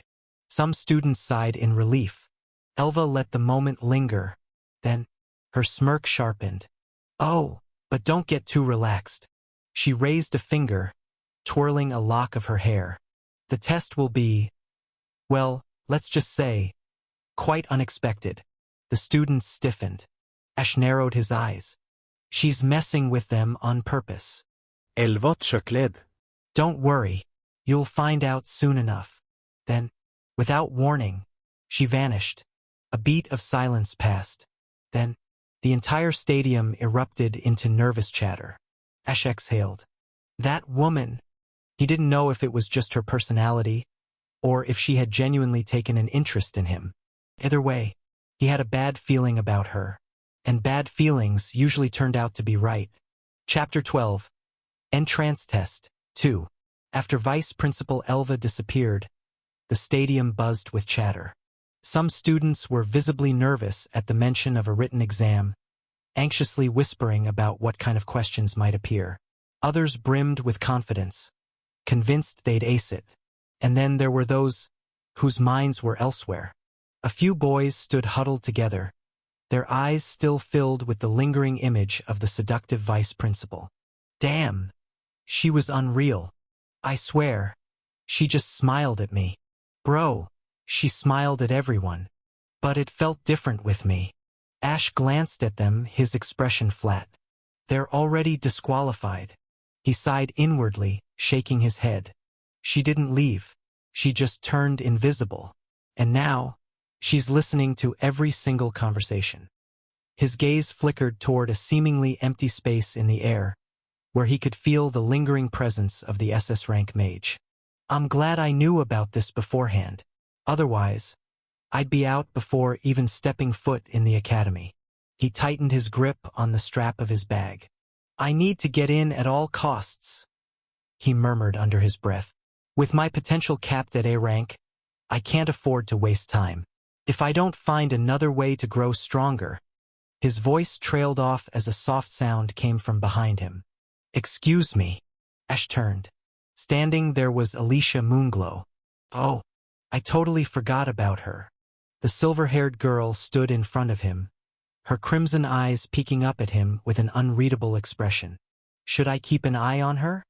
Her personality is completely different from how she was in the novel. He was still lost in thought when she spoke again, this time a little louder. Excuse me. Ash blinked, snapping out of it. Yes?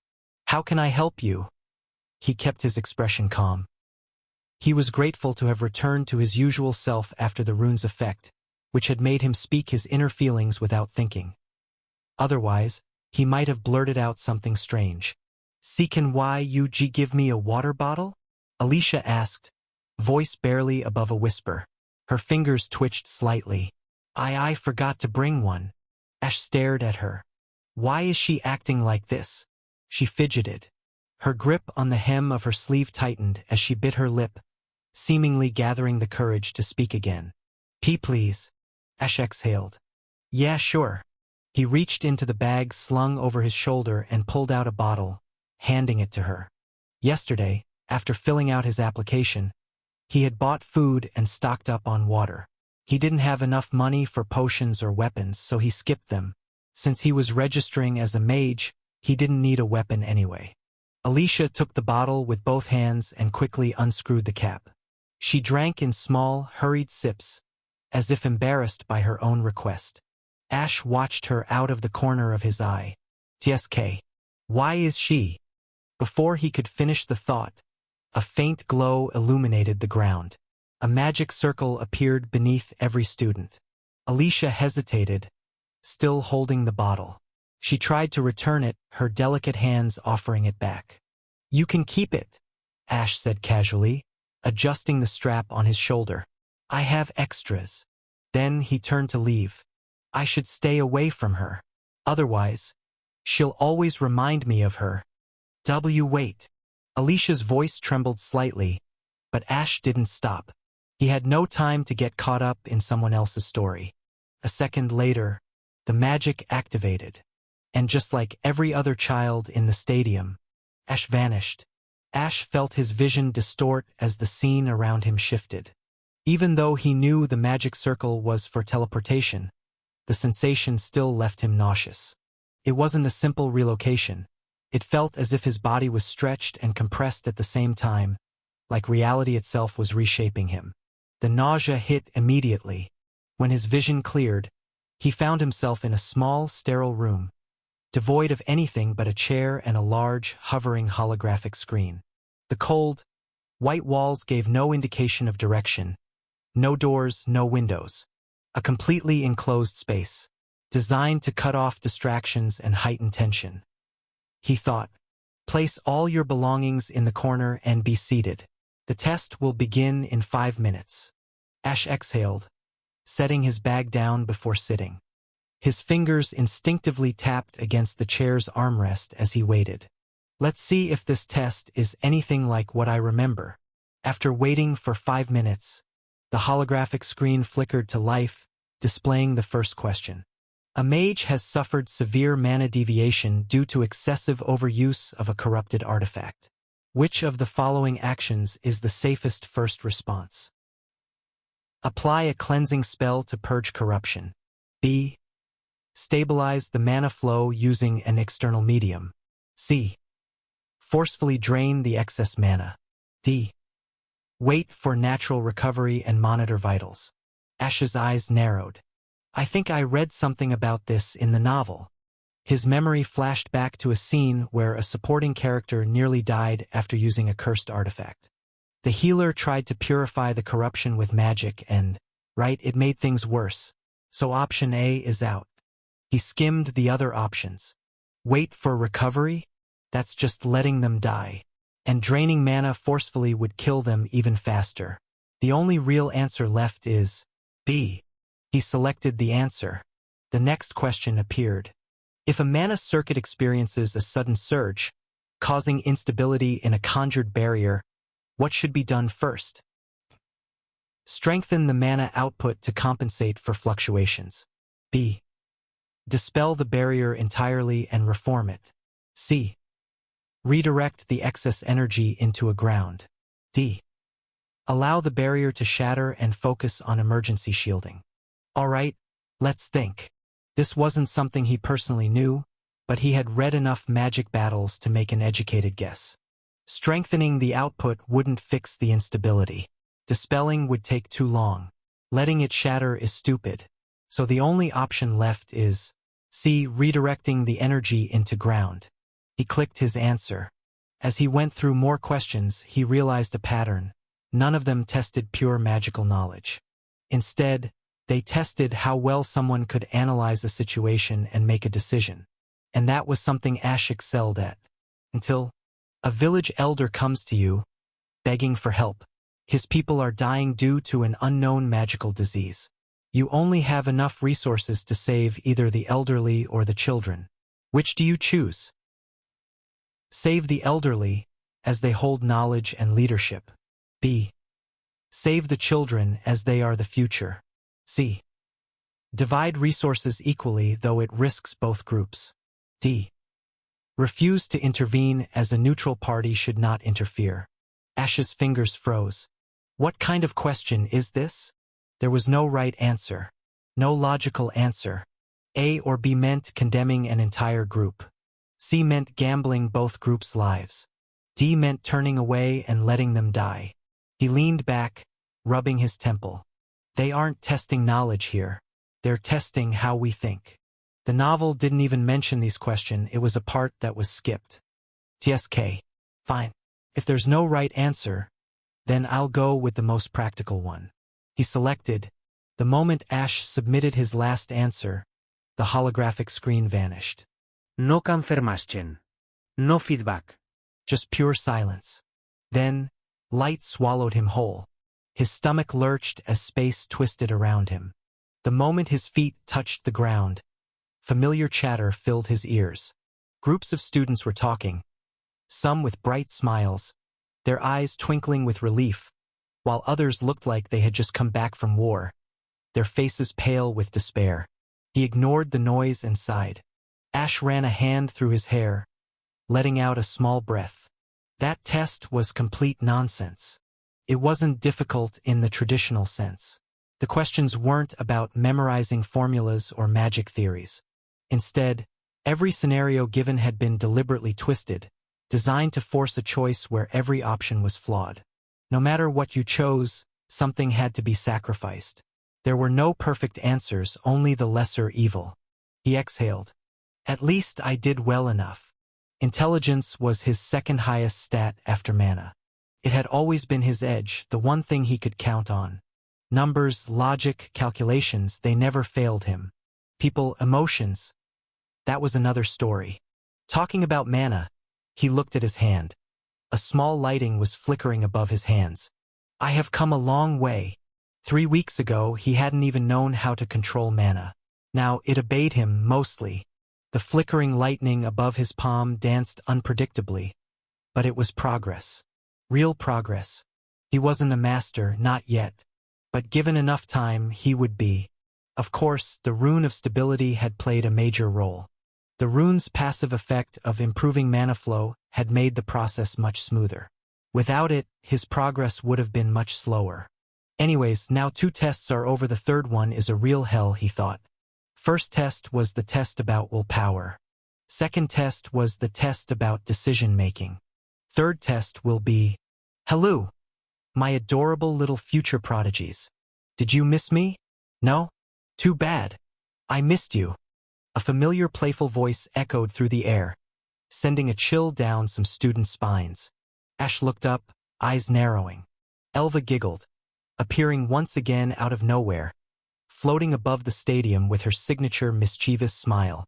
The real challenge was about to begin. The vast stadium, once alive with murmurs and scattered whispers, had fallen into an eerie silence. Tension hung thick in the air, palpable, suffocating. The weight of the test still pressed down on the 12-year-old students like an invisible force. And then, so how was the test? Did you all enjoy it? Elva's voice rang out, smooth as silk yet carrying a playful lilt. Her crimson lips curled into a teasing smile as she swept her gaze over the young examinees. Silence. Not a single response.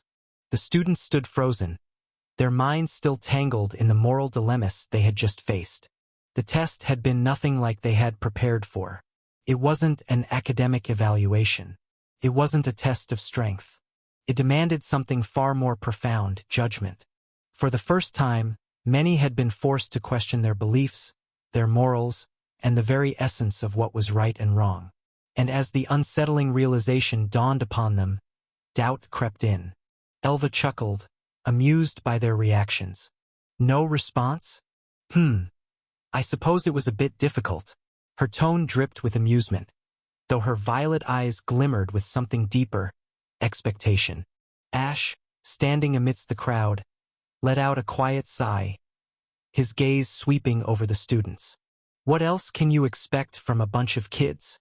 Starlight Academy was renowned for admitting only the most prodigious talents, children born from bloodlines of SS and SSS-ranked powerhouses. Geniuses, prodigies, heirs of prestigious legacies. Yet, even genius couldn't replace experience. They haven't lived long enough to know there's no absolute right or wrong in this world. Ash had seen the test for what it was, an evaluation of conviction. Those who clung to simplistic ideals would struggle. And struggle they did. Elva's voice interrupted his musings. Well then, let's see the results.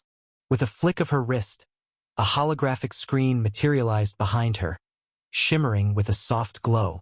Names began to appear, ranking the students based on their performance. Entrance exam, second test results. 1. Ash Byrne. 2. Ray Dawson. 3. Melissa Ravencroft. 4. Ethan Nightshade. 5. Alicia Moonglow. 6. Irvin Earthrend. 7. Lyra Evergrove. 8. Grace Starhaven. 9. Damian Blackthorn. 10. Felix Stormrider. 11. 12. 13. 14. As the rankings flashed across the screen, the entire continent erupted. Across the world, in bustling cities on towering screens, in elite hunter academies, millions watched the live broadcast in stunned silence before chaos broke loose. What? Inside opulent mansions, powerful hunters and guild leaders leaned forward, eyes narrowing in disbelief. 2 unknown names. No linii. No elite family backing. Yet, ranked first and second. Ashburn and Ray Dawson. In bars, drinks were raised in celebration. In homes, families clapped. In training halls, aspiring hunters pumped their fists in excitement. Finally, a normal kid taking first place. Not just 1, 2. Ray Dawson isn't from a big family either. They actually beat the children of high-ranking hunters? That's insane. A grizzled man chuckled, shaking his head. That just means someone truly exceptional has appeared. Back in the stadium, Ash's eyes flickered across the glowing rankings before he pulled up his hood, clicking his tongue in mild irritation. TSK. First place. Huh? Didn't see that coming. In the original novel, Ray Dawson had taken first place. Yet now Ash had unknowingly altered fate. His lips curled slightly, not in pride, but in quiet amusement. Then again, it's easy to ace an exam when you're a 20-year-old competing against 12-year-old kids. The murmurs among the students grew louder. Who the hell is Ashburn and Ray Dawson? Never heard of him. A hidden genius, maybe? I thought Melissa Ravencroft or Ethan Nightshade would take first place. Melissa clenched her fists, her red eyes blazing. That bastard disappeared without a word. And now he's first place? I'll crush him next time. Elva, meanwhile, was thoroughly enjoying the chaos. This year's batch is quite something, she mused, resting a delicate finger on her chin. Oh? No celebration? No despair? How boring, she teased, her voice laced with a sing-song tone, as if relishing their muted reactions. Then, in an instant, the playful air vanished. Her expression sharpened, and a cold authority settled in her gaze. Remember, these rankings are not final. The weight of her words hung in the air for a moment before she continued, unfazed. Now, those who have not been ranked are disqualified. With a mere flick of her fingers, space twisted. A surge of mana rippled through the arena as every unranked student was teleported out in an instant, leaving behind only those who had made the cut. Ash scanned his surroundings. What had once been a crowd of thousands had now thinned drastically. Only about 2,000 or so remain, but after the third test, that number will drop to at least 1,000. His fingers twitched slightly, anticipation stirring within him. Elva's lips curled into a small, knowing smile. All right, let's move on to the real challenge. With a flick of her wrist, a massive holographic screen materialized behind her, displaying a sprawling island veiled in dense forests, jagged mountains, and winding rivers. The image flickered slightly, but the sheer scale of the terrain was enough to send a ripple of unease through the remaining students. This, my dear children, she said, her voice dripping with something between amusement and cruelty, is where your next test will take place. Murmurs spread among the students. An entire island? Elva tilted her head, her tone shifting into something more playful, yet undeniably authoritative. Now, listen closely because I hate repeating myself. This is a survival test. You will be teleported to a deserted island, but don't worry, it won't be deserted for long. A mischievous smirk danced on her lips. Your task? Survive for 24 hours and collect black flags scattered all over the island. The more flags you collect, the higher your ranking. Simple enough, right? Silence. No one was naive enough to believe it would be that easy. Elva grinned, loving their nervous expressions. Well, since you're all so clever, I'll give you a little spoiler. Her eyes gleamed with mischief. There will be monsters on the island. This time, the reactions were immediate. What kind of monsters? How strong are they? Elva lazily examined her nails. Oh, nothing too dangerous. Just monsters around novice rank, since most of you are at that level. A few students visibly relaxed. But then her smirk widened. Of course, some of you are apprentice rank, right? A chill ran down the spines of those who understood her implication. So naturally, There will be some apprentice rank monsters as well. A wave of tension spread across the stadium. Ash's expression didn't change, but inwardly he clicked his tongue. With my current stamina, I can't fight for more than 10 minutes. And while I can take on novice rank monsters, apprentice rank ones will be a problem. Elva continued, ignoring the murmurs of concern. And let's not forget the most exciting part. Her voice dropped slightly, just enough to make the students lean forward in anticipation. You can fight each other. A heavy silence fell. Some students visibly flinched. Some grinned in excitement. And some, like Ash, simply narrowed their eyes. Of course, Elva continued with a fake pout. No fatal injuries or killing allowed. But if you want to steal someone's flags, be my guest. Her smile was the kind that sent shivers down spines. It was clear she was enjoying this. Elva raised her hand, her fingers poised as if about to snap. Well, now that we've covered everything, her violet eyes gleamed. Let's not waste time. You will be teleported in. 3. The magic circle glowed beneath their feet. Bright, overpowering. 2. Ash pulled his hood lower, thoughts racing as he prepared for the inevitable chaos to come. 1. And then, they vanished. Chapter 13. Entrance Test. 3. The world around Ash twisted, his vision blurring as space itself seemed to stretch and fold. This teleportation was different, slower, heavier. It wasn't just a short-range jump. They were being moved across a vast distance, from the heart of a continent to a deserted island. The moment color bled back into his surroundings, Ash opened his eyes. A thick forest loomed around him, its towering trees swaying gently under an unseen breeze. The scent of damp earth filled the air, and the rhythmic buzz of insects echoed in the distance, setting an almost eerie stillness. His stomach churned slightly. I still can't get used to this damn teleportation sickness. A deep frown crept onto his face as he pressed a hand against a tree for balance. With practiced caution, he swept his gaze across his surroundings, searching for any immediate danger. Nothing. No lurking figures. No signs of hostility. Just the unbroken expanse of trees stretching endlessly in every direction. Only then did he let out a quiet breath and sit down. That's when he noticed. My backpack. It's gone. He had prepared everything: food, water, and supplies to survive for the next 24 hours. But now, it's all gone. When did they even take it? He muttered.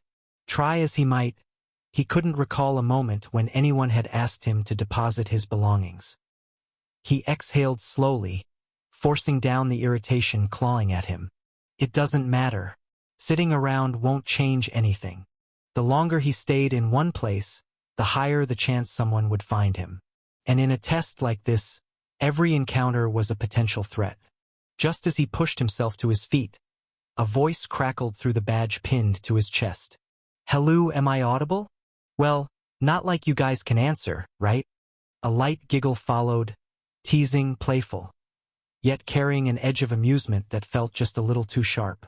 Ash didn't react outwardly, but his eyes narrowed slightly. Now, let me tell you something. Those of you who tried sneaking in extra supplies, all of your little preparations have been confiscated. If you pass the exam, they'll be returned. As for why, well, we wouldn't want anyone getting an unfair advantage, now would we? Elva's voice practically dripped with amusement, like a cat toying with its prey. And before I forget, there are some artifacts hidden across the island. If you find one, it's yours to keep. But beware, they can also be stolen. A beat of silence. Good luck! And just like that, her voice was gone. Ash ran a hand down his face, inhaling deeply. Ha! The novel never mentioned about not bringing your belongings. The irritation was momentary, but the realization that followed was not. Things are already changing. It was just minor differences, small deviations in dialogue or character interactions. The future he knew wasn't set in stone. The moment I transmigrated, the novel's events stopped following a script. A sense of unease settled in his chest, but he shoved it aside. If anything, this only reinforced what he already knew. He couldn't afford to rely on what was supposed to happen. Adaptation was the only way forward. Still, the loss of his supplies was a setback. Even if it put everyone on the same starting ground, survival wasn't just about fairness, it was about strategy. His gaze flickered toward the horizon, where the silhouette of a mountain loomed in the distance, its peak rising high above the dense forest. That mountain! A slow smirk crept onto his face. If I remember correctly, that's where Ray found that rune. It was almost laughable. An ancient rune, something powerful enough to alter the course of a person's fate. Hidden away on an island meant for an exam. But what did it matter? No one would believe it. Even if someone stumbled upon it, they'd dismiss it as a mere artifact, he thought. Not all runes could be fused immediately. Some required hidden conditions, triggers buried beneath layers of secrecy. To the unknowing, they were worthless. Ray had the rune in his hands from the very beginning, but he couldn't fuse with it. It had taken him far too long to uncover its secret, long enough for the plot to twist around it, long enough for him to struggle. Because he never knew how. Ash's smirk deepened. But I do. Without another glance back, he started walking. His stride unhurried, deliberate, as if the entire island belonged to him. The control room hummed with quiet efficiency, its massive holographic screens displaying hundreds of live feeds from the island below. Each student's movements, every fight, every moment of hesitation. It all played out before Elva like a grand performance. She sat comfortably in her chair, legs crossed, lazily twirling a strand of violet hair around her finger while sipping her tea. The warm aroma curled in the air, but her real indulgence was the unfolding chaos on screen. One of the exam proctors adjusted his glasses. Vice Principal, the students are spreading out. Early conflicts are beginning in zones 3, 7, and 12. Should we? No need. Elva waved a hand, her gaze flickering across the various screens. This is the fun part. Let's see who sinks and who swims. Her lips curled into a smirk as she focused on the main monitors, where the strongest contenders were making their moves.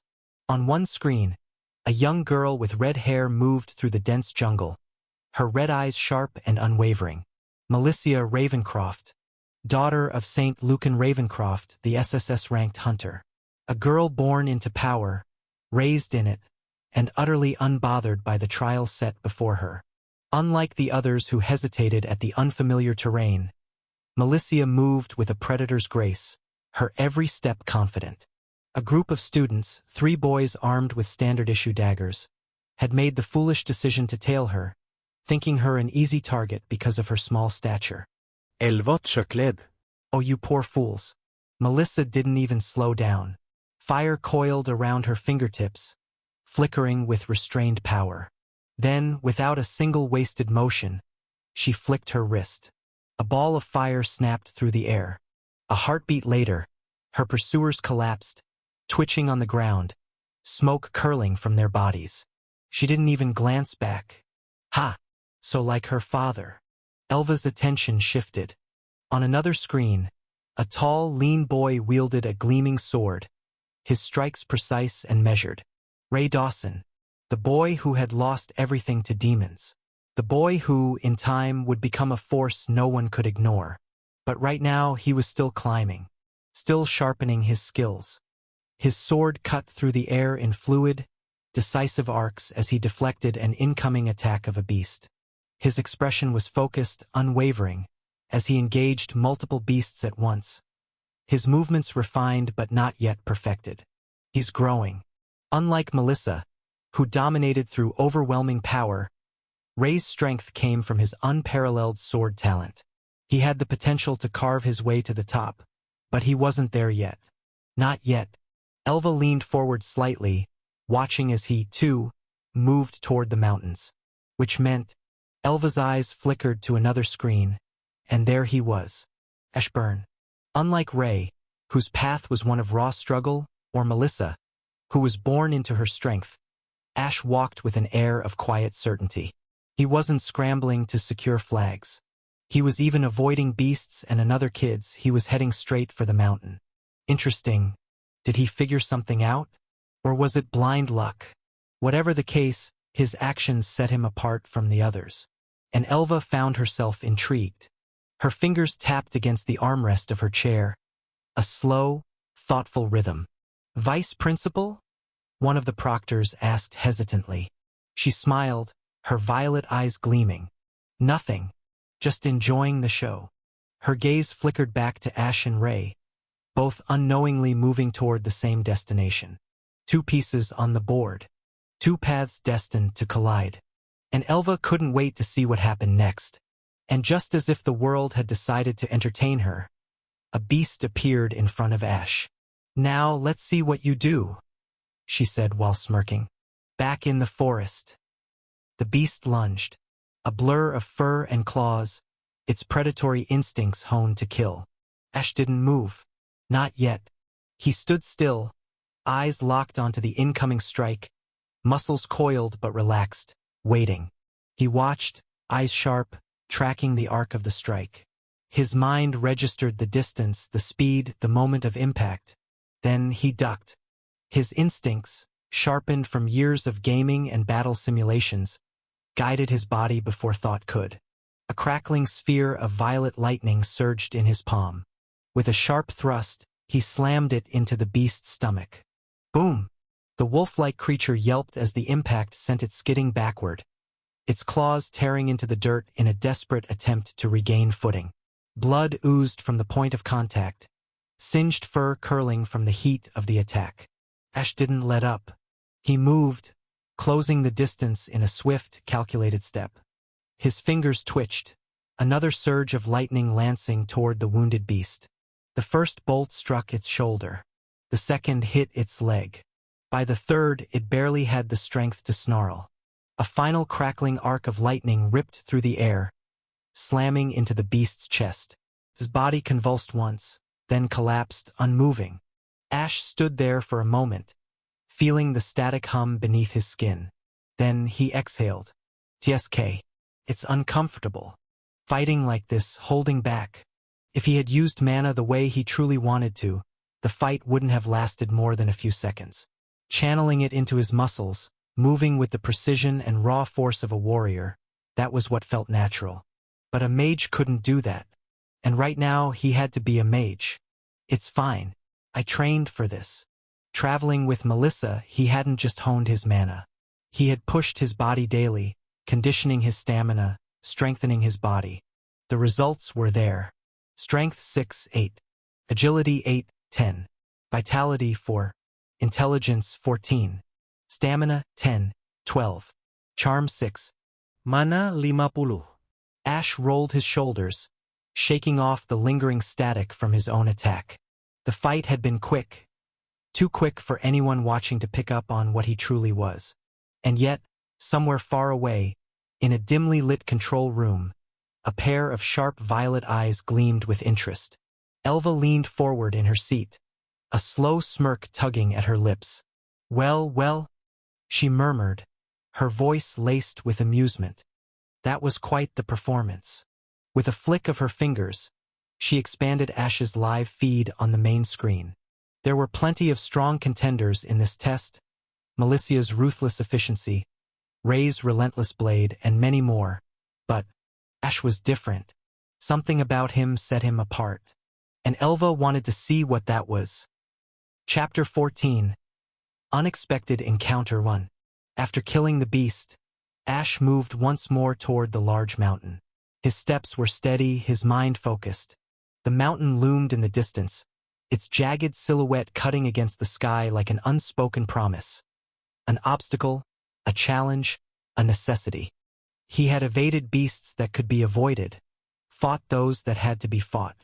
Each encounter had drained him, yet he pushed forward. There was no other option. But just as he was about to pick up his pace, a figure stepped onto the path. Ash's breath hitched for a fraction of a second before his gaze sharpened. The moment his eyes landed on the figure, his jaw clenched. TCH. Just my luck. The young man before him stood tall, his aura deliberately leaking, controlled yet oppressive. Even at a distance, his mere presence felt suffocating. His black hair swayed slightly in the wind. His red eyes glowed with unhidden amusement, and his athletic build exuded superiority. Handsome, more than Ash. Arrogant, far more than anyone should be. Ethan Nightshade. Ash's expression didn't change, but inside, his irritation flared. Of all the people, why him? Ethan crossed his arms, a smirk curling on his lips. He wasn't just standing there, he was blocking the way completely. Well, who would have thought? His voice carried that signature mockery, the kind laced with entitlement and absolute confidence. To think I'd run into the so-called temporary number one. Ash said nothing, his fingers twitching ever so slightly. Ethan clicked his tongue, shaking his head as if looking at something distasteful. But seeing you here, you're weak, pathetically weak. His eyes swept over Ash's frame, analyzing, dissecting, like he was nothing more than a failed experiment. His expression isn't the irritation of someone who just got caught off guard. It's the look of a man weighing his odds, that brief flicker in his eyes, measuring, adapting. He's not reacting to me. He's reacting to the situation itself. Ethan thought, but he said something else aloud. Makes me wonder. He dragged out the words, his smirk widening. How did someone like you even manage to come out on top? Ash's gaze remained impassive, but inside, his irritation grew. He could already see where this was going. He isn't just looking down at me, he is performing. Every word, every taunt, aimed at an unseen audience beyond. The live broadcast, the people watching, maybe his family, maybe the world. Ash thought. After all, he was the antagonist of the story. Ethan let out a soft laugh, as if the answer had suddenly dawned on him. Ah. But then again, the test wasn't about fighting, was it? His voice was smooth, but the derision underneath was razor-sharp. It was about decision-making. He tilted his head slightly, pretending to contemplate something, before giving an exaggerated nod. No wonder. A deep silence settled between them. The wind rustled the leaves, the distant sounds of the jungle whispering at the edges of their confrontation. Ash exhaled slowly, his expression unreadable. Damn it! Ash finally spoke, his voice calm but edged with something cold. Still, he refused to let Ethan get the reaction he wanted. Calm, cold, collected. Ash exhaled, slow and measured. His fingers curled slightly at his sides, but his voice was empty of emotion. Are you done? Move. I have a place to be. I don't have any flags. Ash said after seeing the bunch of flags hooked in his pocket.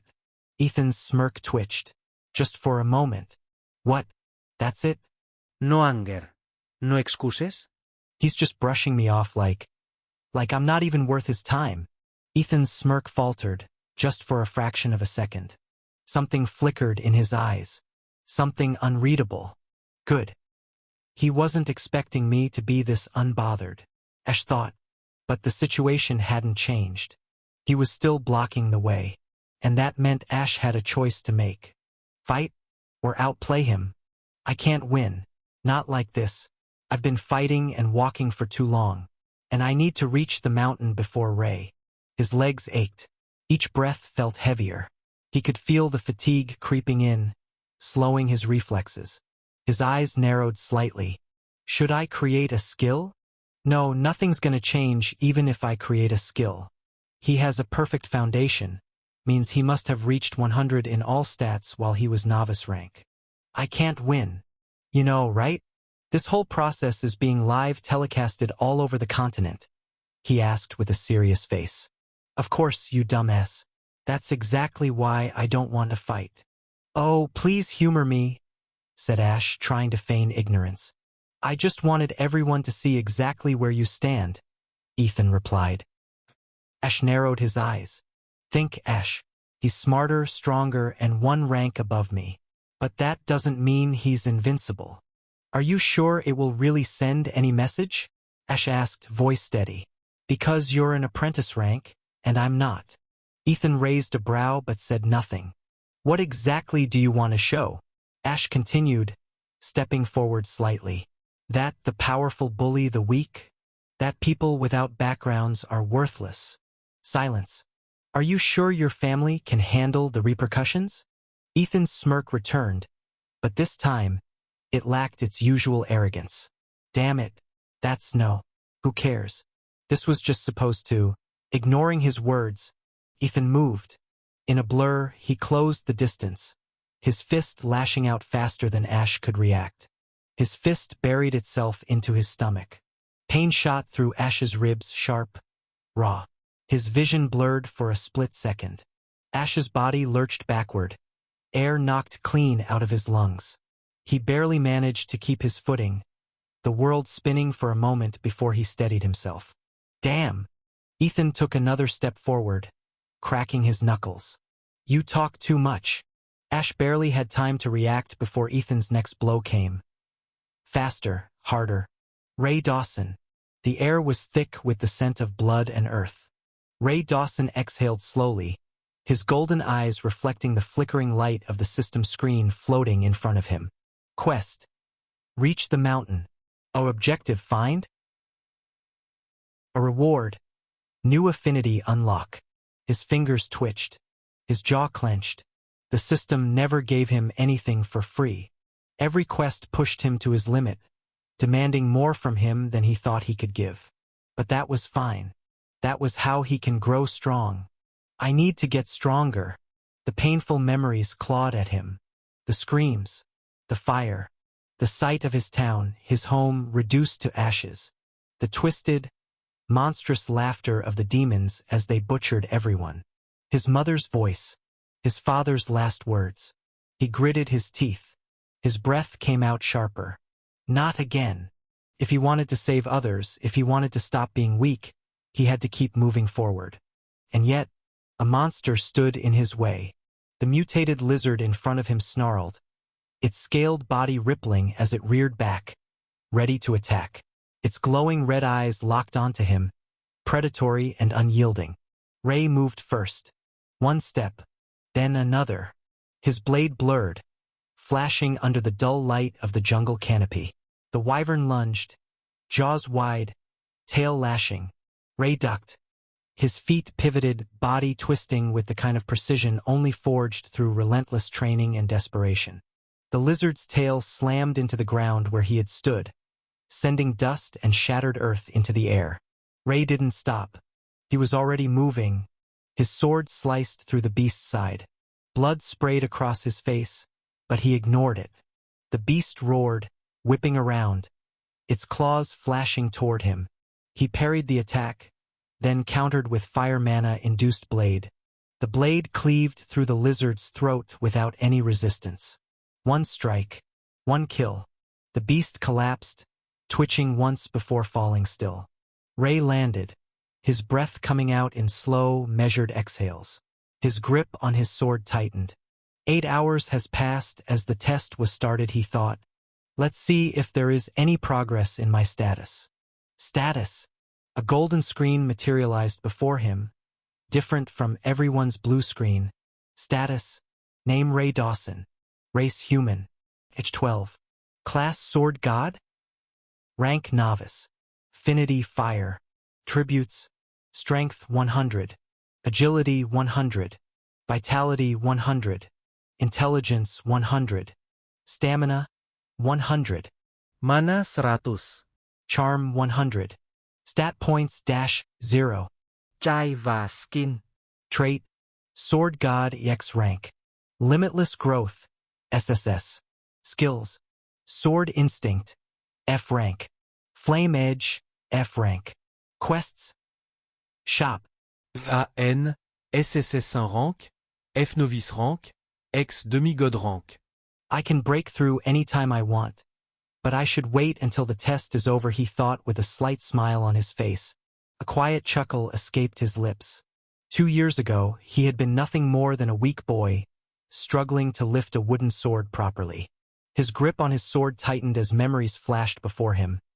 Countless hours of training, sleepless nights pushing his limits, the bruises, the exhaustion, the failures. And yet, he never stopped. I made it this far, thanks to the system providing lots of stat points as I cleared most of the training quests. He exhaled, steadying himself. This wasn't the end. It was just another step. If 2 years of relentless effort had brought him here, then who knew how far he could go? A small, determined smile tugged at his lips. That's when he heard a voice. Although it was far, his skill sword instinct helps him increase his sensory perception. Then he heard them again. Voices. Mocking. Sharp. Dripping with arrogance. His eyes flickered toward the direction of the sound. His hearing sharp. Instead, he stepped forward, pushing through the dense foliage until he saw 2 figures. One, standing tall and composed, his presence suffocating. The other, battered yet unyielding. Ray's golden eyes narrowed. Ethan Nightshade, a name he had heard before, the heir of a powerful mythical assassin family. And the one standing against him, who is he? Looks like I have seen him somewhere, but I can't remember. Ray stayed silent, his gaze sharp as he listened. Ethan's words were like poison, slow, seeping into the air, meant to wound in ways that fists couldn't. To think I'd run into the so-called temporary number 1.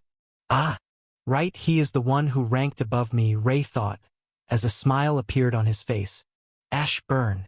Ash stood firm, but Ray could see it. The exhaustion in his stance. The slight tremble in his fingers.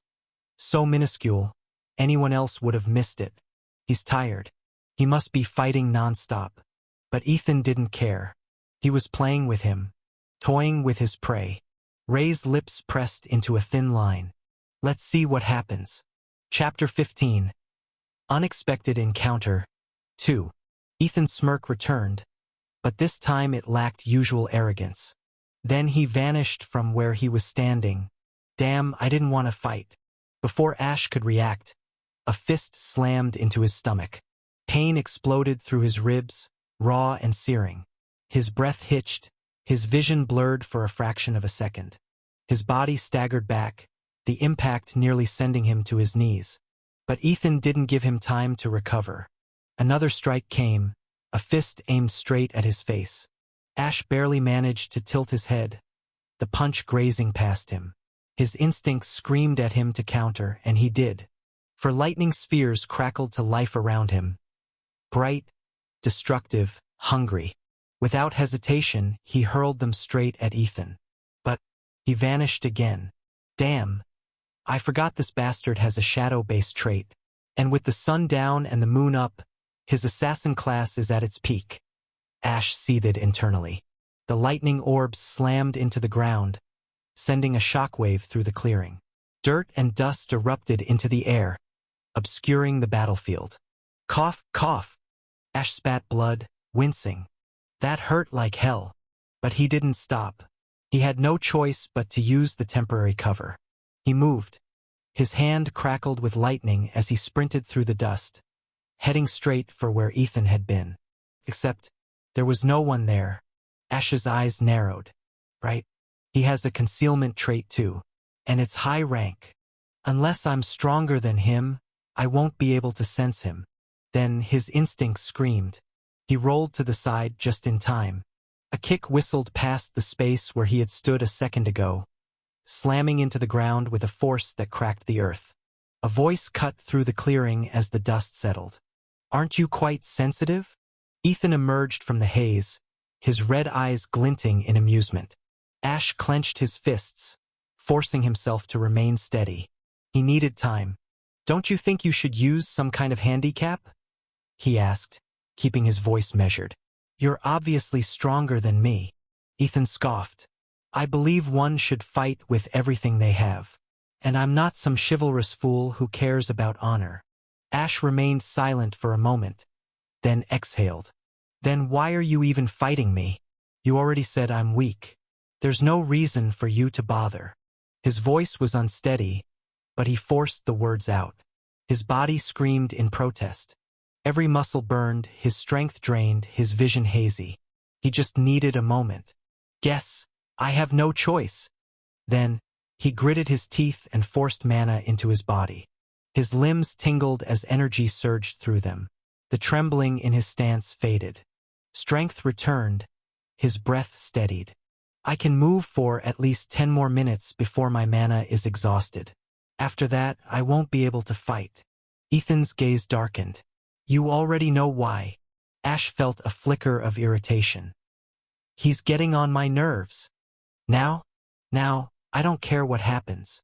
Ash took a defensive stance, his gaze cold. Then he smirked. From what I remember, he said casually, I didn't touch your mother after that fateful night. A split second. That was all it took. Ethan's expression snapped. His body blurred, moving instantly, a fist heading straight for Ash's face. But this time Ash was ready. He blocked the strike with both hands. Ethan's eyes widened in disbelief. Surprise, you bastard, he spat. Ash lunged, driving his knee toward Ethan's crotch. But Ethan vanished once more. TSK, it should have connected, muttered Ash under his breath. Fury exploded in Ethan's voice as he reappeared, red-faced and shouting, Bastard! How dare you attack someone in that region? Don't you have any shame? Dumbass! Ash thought, his mind racing. I believe one should fight with everything they have, and I'm not some chivalrous fool who cares about shame. He transferred his words back to him with a weak voice. Ethan's face twisted in anger. His red eyes burned with fury, his entire body trembling with unrestrained rage. Ethan's voice cracked with rage. This bastard. First, he was traveling with Melissa, my fiancée, and now he's asking what he did wrong. What? Then click. Oh, so that's why this guy was after me. Oh, that? I was just taking a lift, if you know what that means. Ash replied matter-of-factly.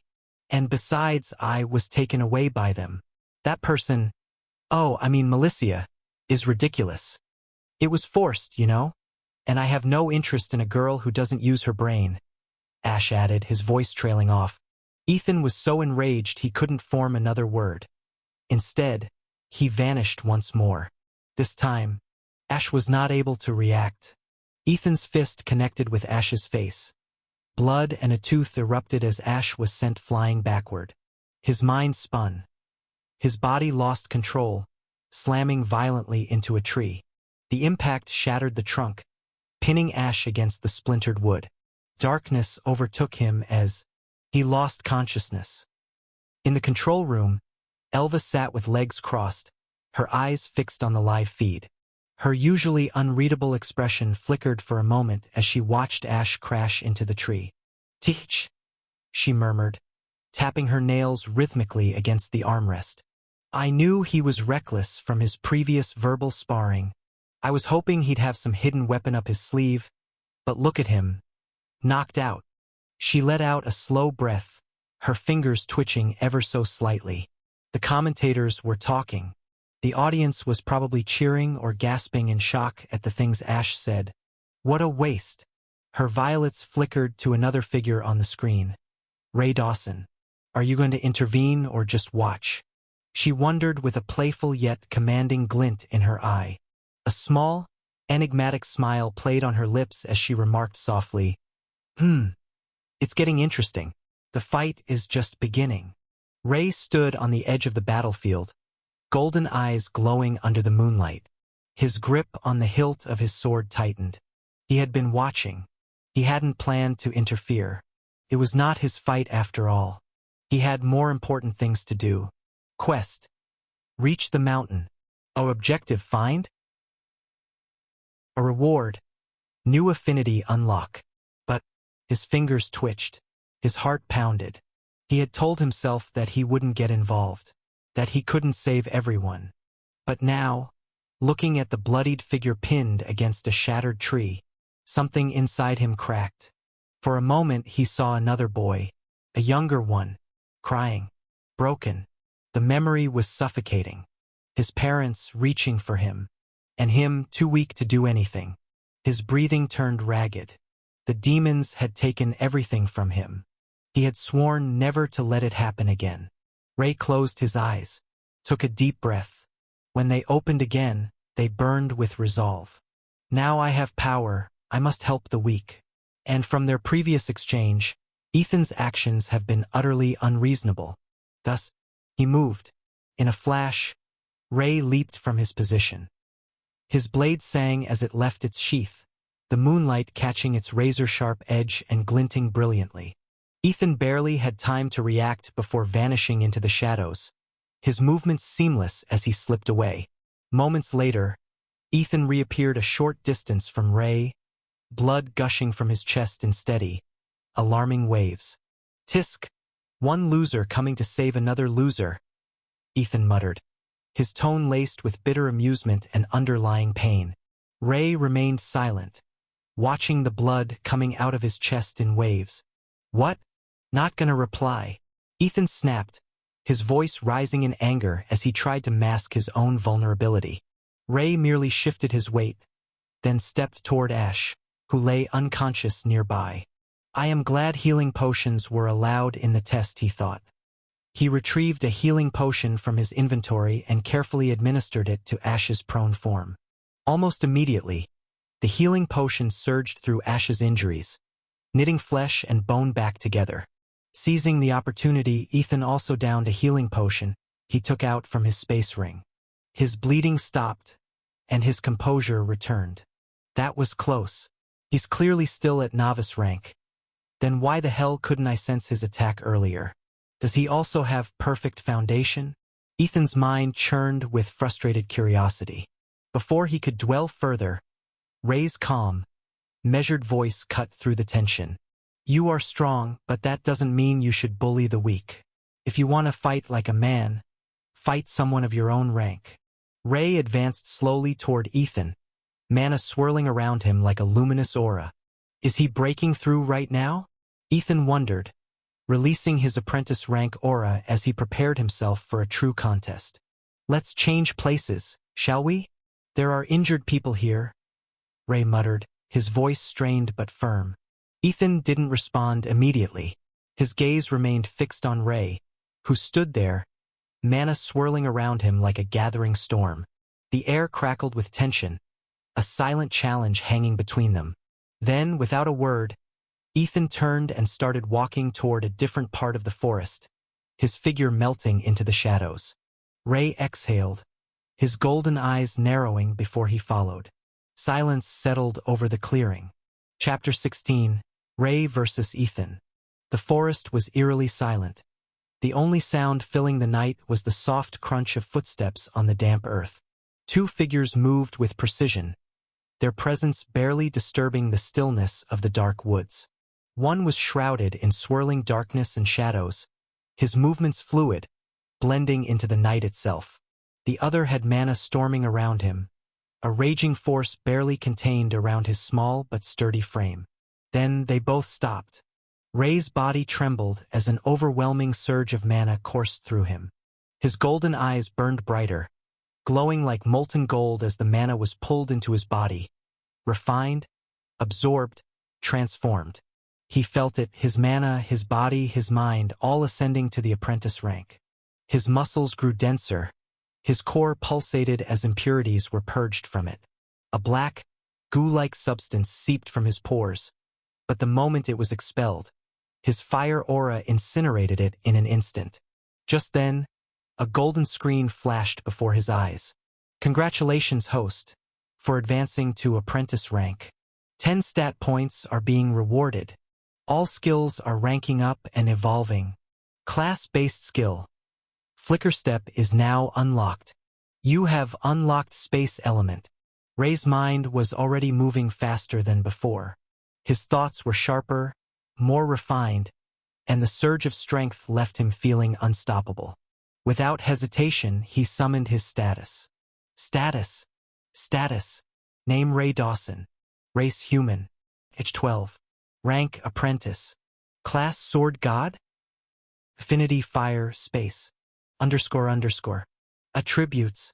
Strength 105. Agility 107. Vitality 103. Intelligence 100. Stamina 110. Mana 109. Charm 101. Stat points dash 10. Underscore underscore. ETLAIT và SKLLS. Trait. Sword God X rank. Limitless growth, SSS. Skills. Sword Instinct e rank. Aura Blade low, E rank. Flicker Step, E rank. Underscore underscore. Quests. Shop. Seeing all these notifications, a smile appeared on his face. His aura stabilized, and at that moment he knew he had ascended to the next rank. Ethan narrowed his eyes, sensing the shift. TSK. Now why are you grinning like an idiot? After shamelessly interrupting the fight earlier, don't tell me you're actually a psychopath. Ray's smile didn't falter. I am not a psychopath. I am fighting to prove that even someone without a background can compete with those like you. His voice was calm, resolute. Ethan scoffed. There is nothing to prove. Talent is not created. It is born through blood. Ray's gaze didn't waver. Even if talent is born and not created, consistency and hard work can overcome any amount of talent. Ethan clicked his tongue in annoyance. Tisk, stop yapping and start fighting. I don't have time for worthless talk. Ray exhaled slowly, allowing his newfound power to settle within him. I have just ascended. I may not be able to control my power, but again he is strong. There is no need to hold back. Fighting with him can prove to be a training. His grip on his sword tightened as he locked eyes with Ethan. Now we're on equal ground. Ethan scoffed. Equal? You wish. Without another word, he vanished. Ray's skill, sword instinct, flared to life, guiding his reaction. His sword moved on its own, intercepting Ethan's dagger a mere breath away from his throat. Sparks flew as metal clashed against metal. But before he could counter, Ethan disappeared into the shadows again. Ray barely managed to twist in time as another dagger slashed toward his forehead. The blade grazed past him, missing by the slimmest margin. Without hesitation, he retaliated, his sword now enveloped in a crude, fiery red aura. His newly evolved aura blade revealing itself to the world. Ethan ducked low, moving like liquid shadow, his steps soundless as he sidestepped and retaliated with a feint before slashing with his other dagger. Ray barely managed to block in time, his arms vibrating from the sheer force behind Ethan's strikes. He's fast, and due to night he can teleport from shadow to shadow. This is his domain. Ray thought as he deflected another strike. Ethan pressed forward, a relentless flurry of dagger strikes forcing Ray on the defensive. His movements were almost supernatural, blending seamlessly into the darkness, striking from impossible angles, flickering in and out of sight. He fought like a phantom, untouchable yet ever-present. But Ray wasn't one to crumble. His sword moved with unwavering precision, parrying, countering, and slashing, forcing Ethan to momentarily retreat. They circled each other, eyes locked, breaths heavy. Ethan grinned. You're good. I'll give you that. Ray didn't respond. Instead, he made a decision. Let's try my new skill, Flicker Step. The moment he willed it, his body blurred. He appeared right beside Ethan. Both fighters pulled back, eyes wide in surprise. What just happened? Ray thought. Did I just teleport a short distance? Ethan's narrowed eyes betrayed his own shock. Did he just teleport? Tension crackled in the air. Now that Ray had revealed his new skill, the outcome of the battle became even more uncertain. But Ray didn't stop. Fire condensed around his blade as he lunged forward, vanishing mid-step before reappearing inches from Ethan. His sword swung with blinding speed, the fiery edge carving a path of destruction. Ethan's eyes widened slightly. Ray was faster now. He barely managed to flicker into the shadows before the blade could reach him. He reappeared behind Ray, striking out. Ray twisted midair, barely managing to block. He previously tried to teleport from midair, but was unsuccessful. I can't teleport in midair. I need to be on the ground. Ethan clicked his tongue in frustration. His movements and attacks are getting sharper. Then, they clashed again, neither giving an inch. Ray's sword was relentless, a storm of fire and steel. Ethan's daggers were precise, striking at weaknesses in Ray's stance. Each exchanged blow was met with another, their movements a deadly dance. Then Ethan smirked. Dark mist coiled around his daggers. A surge of mana flowed through him as he activated his affinity. Darkness. His blades became extensions of the shadows, nearly invisible. Ray's grip tightened. Ethan vanished again. Ray inhaled deeply, focusing on his skill sword instinct. Don't fail me now, he thought. Then he felt a whisper of movement behind him. He spun, barely deflecting the strike aimed at his spine. Flicker Step has a cooldown of about 2 seconds. I can't use it every time, Ray thought. But Ethan wasn't done. A second dagger shot toward his ribs. Ray twisted, but not fast enough. A sharp sting flared along his side. Blood seeped through his tunic. Ray clenched his teeth, refusing to let the pain slow him. He retaliated, slamming his sword down with brute force. Ethan barely managed to escape, rolling backward. Ray teleported beside him, swinging his sword upward in a brilliant red arc. Ethan blocked with both daggers but was pushed back, a wound appearing on his cheek. The two stood apart, blood dripping onto the ground. Ethan wiped his cheek. "Ha! You actually nicked me." Ray didn't reply. He lifted his sword once more. And then the real fight began. Minutes stretched into what felt like eternity. Blades clashed, shadows and fire intertwining in a brutal display of skill. Ethan's concealment made him nearly impossible to sense, but Ray's instincts were sharper than ever. Whenever Ethan attacked, his concealment was undone, and Ray attacked at that time. His sword instinct guided him through the battle, keeping him one step ahead, barely. Their bodies bore the marks of combat. Ray's side ached from multiple shallow cuts. Ethan's arms bore burns and cuts where the fire aura had licked too close. They were equally matched. Ethan clicked his tongue, glancing at his dwindling mana reserves. Damn it! If this drags on any longer. Ray wasn't faring any better.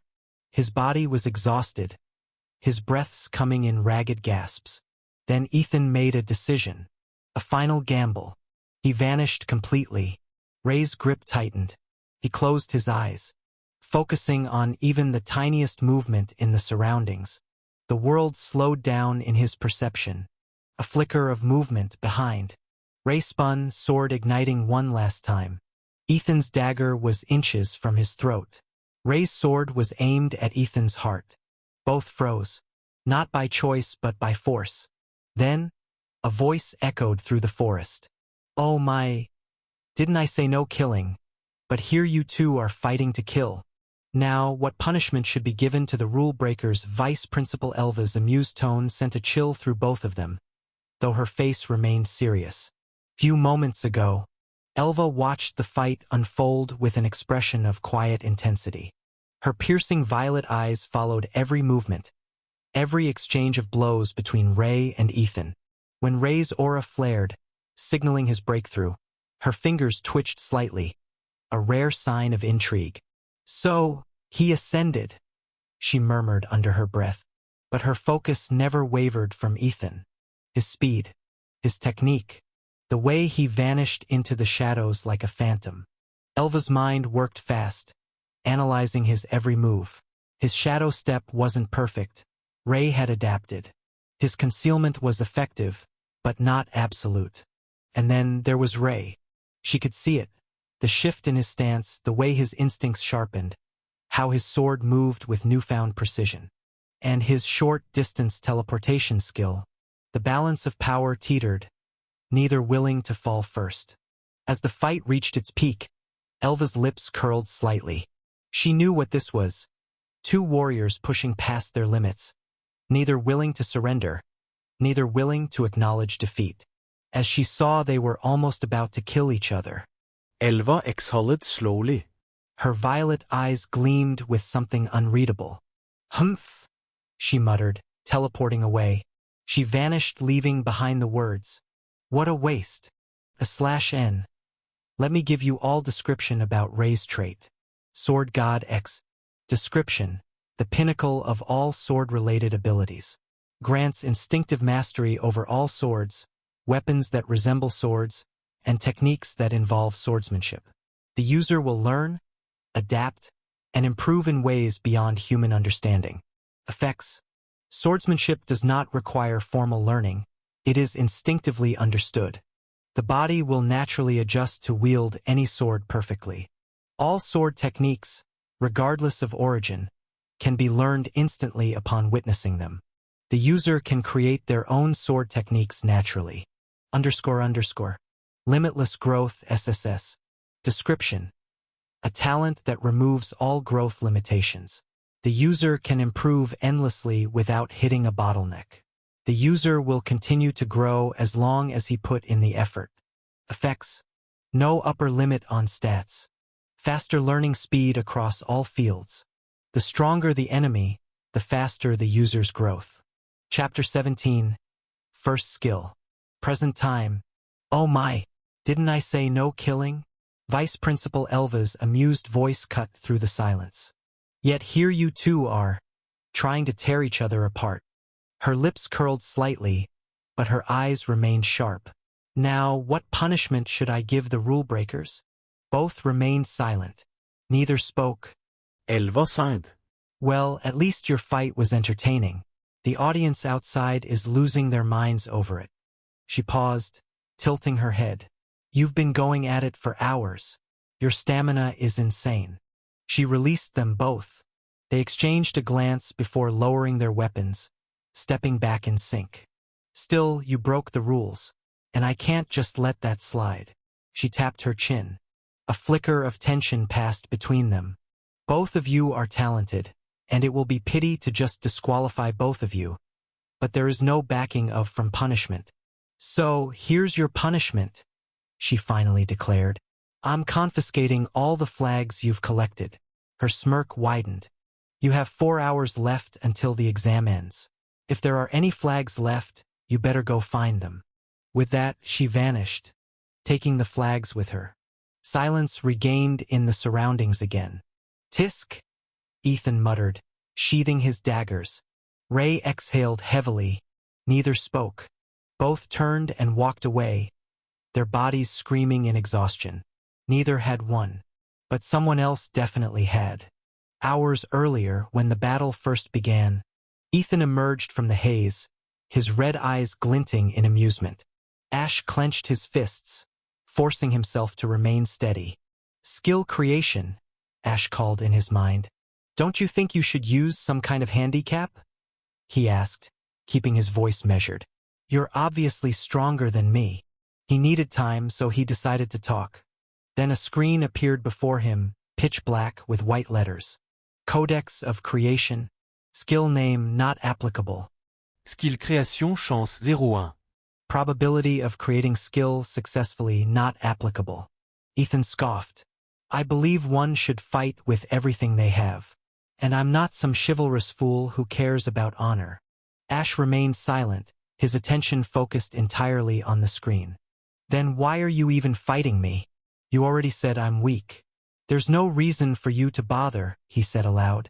But in his mind, he commanded, create a skill that enhances my thinking speed, suppress pain and emotions, and consumes no mana. Processing. Codex of Creation. Skill name Omnithought.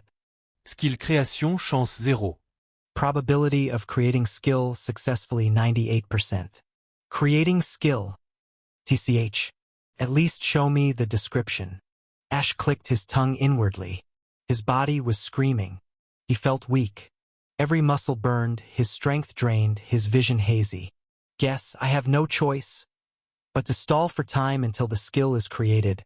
Then, he gritted his teeth and forced mana into his body. His limbs tingled as energy surged through them. The trembling in his stance faded. Strength returned. His breath steadied. I can move for at least 10 more minutes before my mana is exhausted. After that, I won't be able to fight. Ethan's gaze darkened. You already know why. Ash felt a flicker of irritation. He's getting on my nerves. Now, I don't care what happens. Ash took a defensive stance, his gaze cold. Then he smirked. From what I remember, he said casually, I didn't touch your mother after that fateful night. A split second. That was all it took. Ethan's expression snapped. His body blurred, moving instantly, a fist heading straight for Ash's face. But this time Ash was ready. He blocked the strike with both hands. Ethan's eyes widened in disbelief. Surprise, you bastard, he spat. Ash lunged, driving his knee toward Ethan's crotch. But Ethan vanished once more. TSK, it should have connected, muttered Ash under his breath. Skill creation successful. Finally, let's see what this does. He activated it without another thought. Omni Thought. The moment Ash activated Omni Thought, reality shifted. The world lost all color, everything turning into shades of gray, devoid of emotion, stripped of meaning. To him, humans were no longer people. They were tools, variables, resources to be used. Even his own existence became mechanical, logical, and devoid of sentiment. Before, Ash never would have realized. He wasn't the type to be aware of his surroundings on that level. But now, his brain was operating at inhuman speeds, overclocked far beyond its limit. His enhanced perception caught the faintest flicker of Ray's presence. Hidden in the distance, observing and watching. He shouldn't have been able to notice Ray. Not with how chaotic the situation was. Not with how fast everything was happening and with his low strength. But he did. Then countless threads of thought formed in his mind. His primary directive was to reach the mountain. Nothing else mattered. Countless ideas flooded his mind in an instant, forming and dissolving just as quickly. Some were ruthless, others reckless, and a few so coldly calculated they sent a detached shiver through his own body. But his mind never stopped. His thoughts accelerated, faster than he could consciously comprehend. Then he found it. The perfect plan, one that wouldn't just get him to the mountain, but would also ensure he faded into the background. It would make him appear weak, undeserving of attention. He would lose, but in doing so, he would remove himself from the spotlight. And better yet, he would shift that spotlight to the real protagonist. Ray. Everything around him slowed to a crawl. To the outside world, only a second had passed. To Ash, it felt like an eternity. But there was a problem. His body couldn't keep up. His brain, now functioning at an unprecedented speed, was outpacing his own physical capacity. A sudden wave of overload struck him, like fire searing through his skull. His breath hitched. Even his mana-enhanced muscles trembled. His vision blurred, flickering between hyper-awareness and darkness. His thoughts ran faster than his flesh could handle. His nerves burned, his lungs strained, his muscles screamed under the pressure. And then Ethan spoke. You. Ethan's voice cut through the static, distorted and slow. You bastard. How dare you attack someone in that region? Don't you have any shame? Ash's mind lagged. Took a full second for the words to register. Dumbass. His lips parted. He tried to speak, but his tongue felt numb. The words, where were they? The calculations in his head were too much. I can't cancel the skill now. I need to see everything play as I want. His mind was devouring itself, redirecting all energy to strategy and precision. Conversing felt like dragging himself through wet cement. But he had to say something. Ash's breath hitched as he forced out a response. I believe. He swallowed, the effort draining him. One should fight with everything they have. His own words sounded distant, sluggish. His throat felt raw, his voice weaker than he expected. And he exhaled shakily, his body trembling under the weight of the skill. I'm not some chivalrous fool. Who cares about shame? Pain. A sharp migraine split through his skull like a blade, but he had to push forward. Ethan's face twisted in anger. His red eyes burned with fury, his entire body trembling with unrestrained rage. Ash barely processed it. His mind struggled to keep up, drowning in the flood of information from the surroundings. Ethan's voice cracked with rage. This bastard. First, he was traveling with Melissa, my fiancée, And now he's asking what he did wrong. What? For a second, Ash's brain short-circuited. Then click. Oh, so that's why this guy was after me. Through the suffocating strain in his head, Ash barely managed to think. That's right. This one is Melicia's fiancé. Ethan was fuming. Ash could see the veins bulging on his forehead. He had to respond, but his body was failing. His vision blurred, darkness creeping into the edges. Still, he forced a smirk. Oh, that. His words slurred slightly. I was just taking a lift, if you know what that means. His knees buckled. He pushed through. And besides, he gasped, I was taken away by force. That person, Melicia. She was unreasonable. His head throbbed. Ethan clenched his fists, his fury reaching its boiling point. He could see it all, the shifting of Ethan's muscles preparing to attack, the particles of dust rising from the ground, the movement of leaves swaying in the wind. Every frame of reality slowed, stretched into data points for him to analyze, process, and calculate the optimal response. Ethan, unable to hold back any longer, vanished from sight. Good, he is attacking in anger just as planned. He forced his body forward, allowing Ethan's attack to come. Desperation. That's what he needed to show. He had to lose convincingly. He had to make it seem as if he were nothing more than a struggling weakling, barely holding on. If he could make Ray step in, then everything would go according to plan. He would get out scot-free. He would be healed. He would escape the spotlight. Then, Ethan's fist connected, a brutal impact straight to his face. His vision cracked, as blood splattered from his mouth, a sharp jolt running through his skull. A tooth flew out. I am glad that even pain was nullified due to the skill. His body was weightless, flung backward like a rag doll. He crashed into a tree, the impact shattering the trunk behind him. Bark and splinters rained around his motionless form. Then, blackness. His body gave out before he could see it through. The side effect of the skill hit him all at once, and just like that, he lost consciousness. Chapter 18, Ring of Healing. Half an hour after Ash lost consciousness, Ash, slumped against the broken tree, stirred slightly. A dull throb pulsed in his head as he forced his eyes open. Did they leave? He wondered. The clearing was empty. A small, relieved smile tugged at his lips. He checked his body. It was perfectly healed. Even his mana had fully recovered. Then a sudden headache struck him. He held his head and thought, damn. The skill was so powerful that my brain was overloaded. He stood up while the headache didn't disappear. But it was bearable. I need to train harder and improve this miserable body. Otherwise, I won't be able to use the skills effectively. But I am glad everything worked out. A small smile appeared on his face. He felt his body relax. Then he heard the sound of fighting from afar. I guess they are still fighting there. According to the plan, he had to make Ray and Ethan fight, as that will show him weak as he lost consciousness, and also it will be the debut of the MC with the antagonist. But they were not supposed to fight, he thought as a bitter smile appeared on his face. Well, it won't change anything. I hope, he muttered, ignoring the unease he felt. He moved towards the mountain. While walking, he opened his status to see the description of his first skill. Skill Omni Thought. Rank? Legendary. S. Type Active. Description.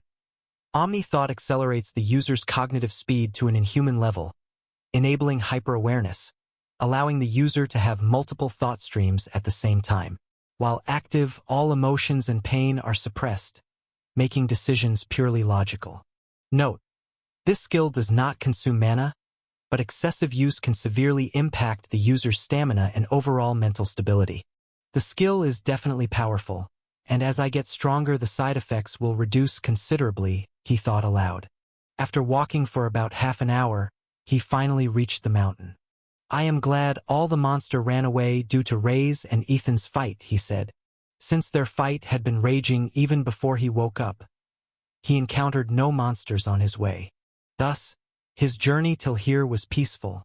Novel mentioned there was some sort of cave here, so he moved around in search of the cave. He was lucky that the audience was mostly focused on the Ray and Ethan's fight and everybody forgot about him.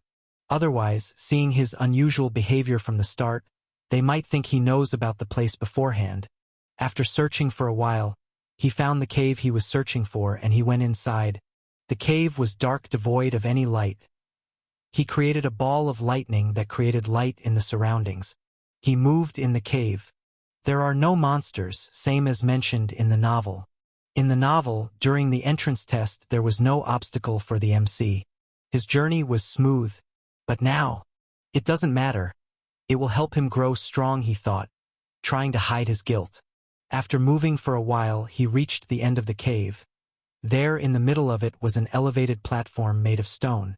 It had 5 black flags and a pure white ring on it. That's why I didn't collect any flag. And 5 flag is the minimum to pass the test, he thought with a smirk. I don't want to rank high now after showing myself as weak in front of everyone. If I rank high, people will notice me, which will create a lot of problems. It's not like I am strong. I need to hide my strength at least until I am able to find the solution to my potential cat problem, he thought while moving towards the platform. He took the flags and hooked them with him, put the ring on his finger. Let's see the effect of the ring, he thought, summoning his status window. V/N. A person can view the information of any item or artifact after wearing it from his status window. Status. He skipped his information and focused on the ring's description. Item: Ring of Healing. Rank: Master B. Description: can heal all the injuries and ailments once a week. Minus 20% increased resistance against curses. Note: the ring's effect is only applicable till the person's rank is lower than Master. The effect is the same, he thought with a slight smile. From all angles it looks like a normal ring. Who would believe it's a rune, he thought. But still, he has to keep it away from Ray. His system can sense that it is a rune. I want to absorb it right now, but I have to fulfill the hidden condition, he thought as his mind working furiously, thinking ahead. Just then, his headache increased. Damn! I need to rest after the test, he said. After taking all the items from the cave, he left. As when the fight will be over, Ray will definitely come to this place. He left the cave and this time he moved away from the mountain. Grosh oo. His stomach announced its hunger. I should hunt something to eat. I haven't eaten for long, he muttered looking at the beautiful moon in the sky. Time passed by just like that. Ash felt the familiar feeling of the world around him twist and space fold itself. The test ended, and they were teleported back to the stadium. He felt his surroundings change as a loud voice filled his ears. Ray! Ray! Ray! Ray! Ray! Ray! Ethan! Ethan! Ethan! Ethan! Ethan! He saw the change instantly, as the stadium, which was previous empty, devoid of people as there was nothing much to see in the first 2 tests, was now filled with people. All of them were shouting the names of Ray and Ethan. It wasn't that there was no one else with similar strength as them. It's just, people only cheer for those who entertain them, Ash thought as he looked around him. Good, no familiar face. Just then Elva Quill, the vice principal of the Starlight Academy, appeared in the sky, and the stadium was filled with silence in presence of her overwhelming aura. She looks pissed, Ash noted. Then her sharp gaze locked onto him. A chill ran down his spine. What the hell? Now what did I do? He could almost feel her itching to hit him.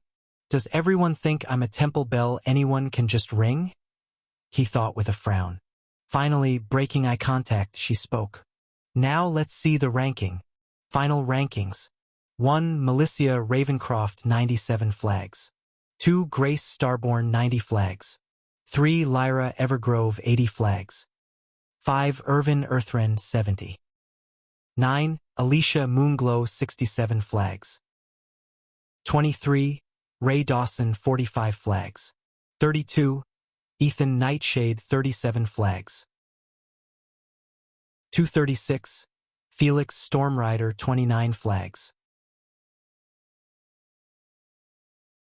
1001, Ash burn 5 flags. Seeing the rankings, the whole stadium again started shouted. But this time the name was different. Militia. Militia. Militia. Militia. Militia. Militia. Militia. Ash ignored the shouting and looked at the ranking to find his names. He started from the bottom. I am first, but from the bottom he thought with a feeling of relief and satisfaction. In the novel, only 1,000 students passed the test. But this time there was an extra. That extra was him. Ray was supposed to first and Ethan second, but I think because of the fight they lost their flags. But still it doesn't change anything. Both of them are still within top 50. Then, he looked around to see Militia, then he saw it. In the distance, she watched the ranking list with a satisfied smile. She must be feeling proud of herself. TSK. Ash thought as he looked away. His gaze shifted to the second ranker, Grace Starborn. There she is, the blood of an angel. Half human, half angel, but even she doesn't know it yet. That revelation comes far in the future, he thought. His thoughts were interrupted as Elva began speaking, ensuring that everyone had seen their rankings. Once again, the audience fell silent. These are the rankings, Elva announced. They have been determined by the number of flags collected. In cases where the flag count is the same, rankings are based on the individual strength. If, by chance, even the rank is identical, then the number of monsters killed is taken into consideration. Meanwhile, the murmurs of the crowd grew louder. I can't believe Ethan ranked so low. He was supposed to be at the top. Don't you know about the legendary battle of Ray and Ethan? Militia completely dominated, as expected from a Ravencroft. Elva raised her hand, instantly silencing the crowd. Elva's voice carried through the stadium, her sharp gaze sweeping across the students. This ranking will determine your initial placement in Starlight Academy, she continued. It does not define your future, but it will certainly shape your path from here. Ash remained silent, his expression unreadable. He had achieved exactly what he wanted, remaining unnoticed and getting the rune. Good. Now I can move freely without drawing unnecessary attention, he thought. Now, before we proceed, there is an important announcement, she said. Chapter 19, Dom và Claset. Elva let the silence hang for a moment before exhaling softly, a playful glint in her sharp eyes as she scanned the crowd. Now, before we proceed, there is an important announcement, she said. The murmurs died down as everyone focused on her. You stand here today because you've chosen the path of strength, she continued, a teasing lilt in her tone. But let's be real, this isn't just some fancy academy where you get to play hero and look cool. Starlight Academy is a battlefield, a place where the weak either grow strong or get left in the dust. And by stepping into this test, you've officially said goodbye to the safe, comfy life of a normal citizen. Congrats! She clapped her hands together, her grin widening as she watched some students stiffen at her words. Others looked excited, while a few swallowed nervously. Now, don't look so serious. It's not all bad, she said, waving a hand. If you survive, thrive, you'll be shaped into warriors, leaders, and maybe even legends. Sounds cool, right? A few students let out uneasy chuckles. But, she suddenly interjected, her tone turning sharper, though still laced with amusement. Not everyone is cut out for this path. She lifted her hand, and in an instant, the space around the stadium began to ripple. A spatial force enveloped those who had failed the test. This is the end of the road for those who did not pass, she announced with mock sympathy. I know, it sucks. But hey, don't take it too personally. Starlight isn't the only place where you can find success. Maybe you'll become a brilliant merchant, a scholar, or, open up a bakery? I hear pastry making is quite the lucrative business these days. The students who had failed began to glow with a faint golden light. A few looked devastated, some resigned, while others clenched their fists in frustration. Do not despair, Elva added with a wink. The world is vast, and there are many, many ways to carve out your destiny. However, Starlight Academy? This place is only for those who prove themselves. With a dramatic wave of her hand, the students vanished, teleported away in a flash of golden light. The stadium felt emptier now, quieter. Elva turned to the remaining students, those who had passed, and gave them a slow, satisfied smile. "And now to those of you who remain," she said, her voice brimming with amusement. She let the moment stretch before finally grinning. "Congratulations! You've earned your place in Starlight Academy. But don't get too comfortable," she chimed, wagging a finger. Her gaze sharpened, her playful tone still present, but carrying a dangerous edge. This was merely the entrance test. Your real journey, that starts tomorrow." Some students stood straighter, some trembled in anticipation, others grinned with excitement. "Ah, look at you all. So eager, so full of hope," she cooed dramatically. "I just love this part. But trust me, the real fun is just beginning." Then, with a mischievous smirk, she spread her arms wide. "As of this moment, you are no longer mere applicants. You are students of Starlight Academy, the most prestigious, most dangerous, and most thrilling institution in the world." The crowd erupted into cheers, excitement surging through them like an electric current. Elva laughed lightly. All right, settle down. No need to get too carried away yet. After all," she snapped her fingers, and space around them twisted unnaturally. "This next part might make you a little dizzy." A bright flash engulfed everyone, and in an instant they were gone. The world of Acumia is a vast and diverse world, shaped by 5 powerful continents, each with its own unique identity. The human continent, the most expansive and developed, thrives on adaptability. Humans are peculiar in their ability to master various fields: alchemy, blacksmithing, combat, and magic, all while constantly advancing in both technology and strategy. Beyond human lands, the Elven continent is a breathtaking realm of towering forests, ancient groves, and shimmering lakes. The elves, deeply connected to nature, have mastered both elemental magic and the delicate art of potion making, their wisdom stretching across millennia. Unlike the bustling human cities, elven settlements blend seamlessly with their surroundings, an eternal testament to their harmony with the world. To the north, the Dwarven continent is a land of mountains, deep underground halls, and rivers of molten metal. The dwarves, renowned for their craftsmanship, forge weapons and artifacts that can last centuries. Their mastery over blacksmithing is unparalleled. The neutral continent, however, is an entirely different beast.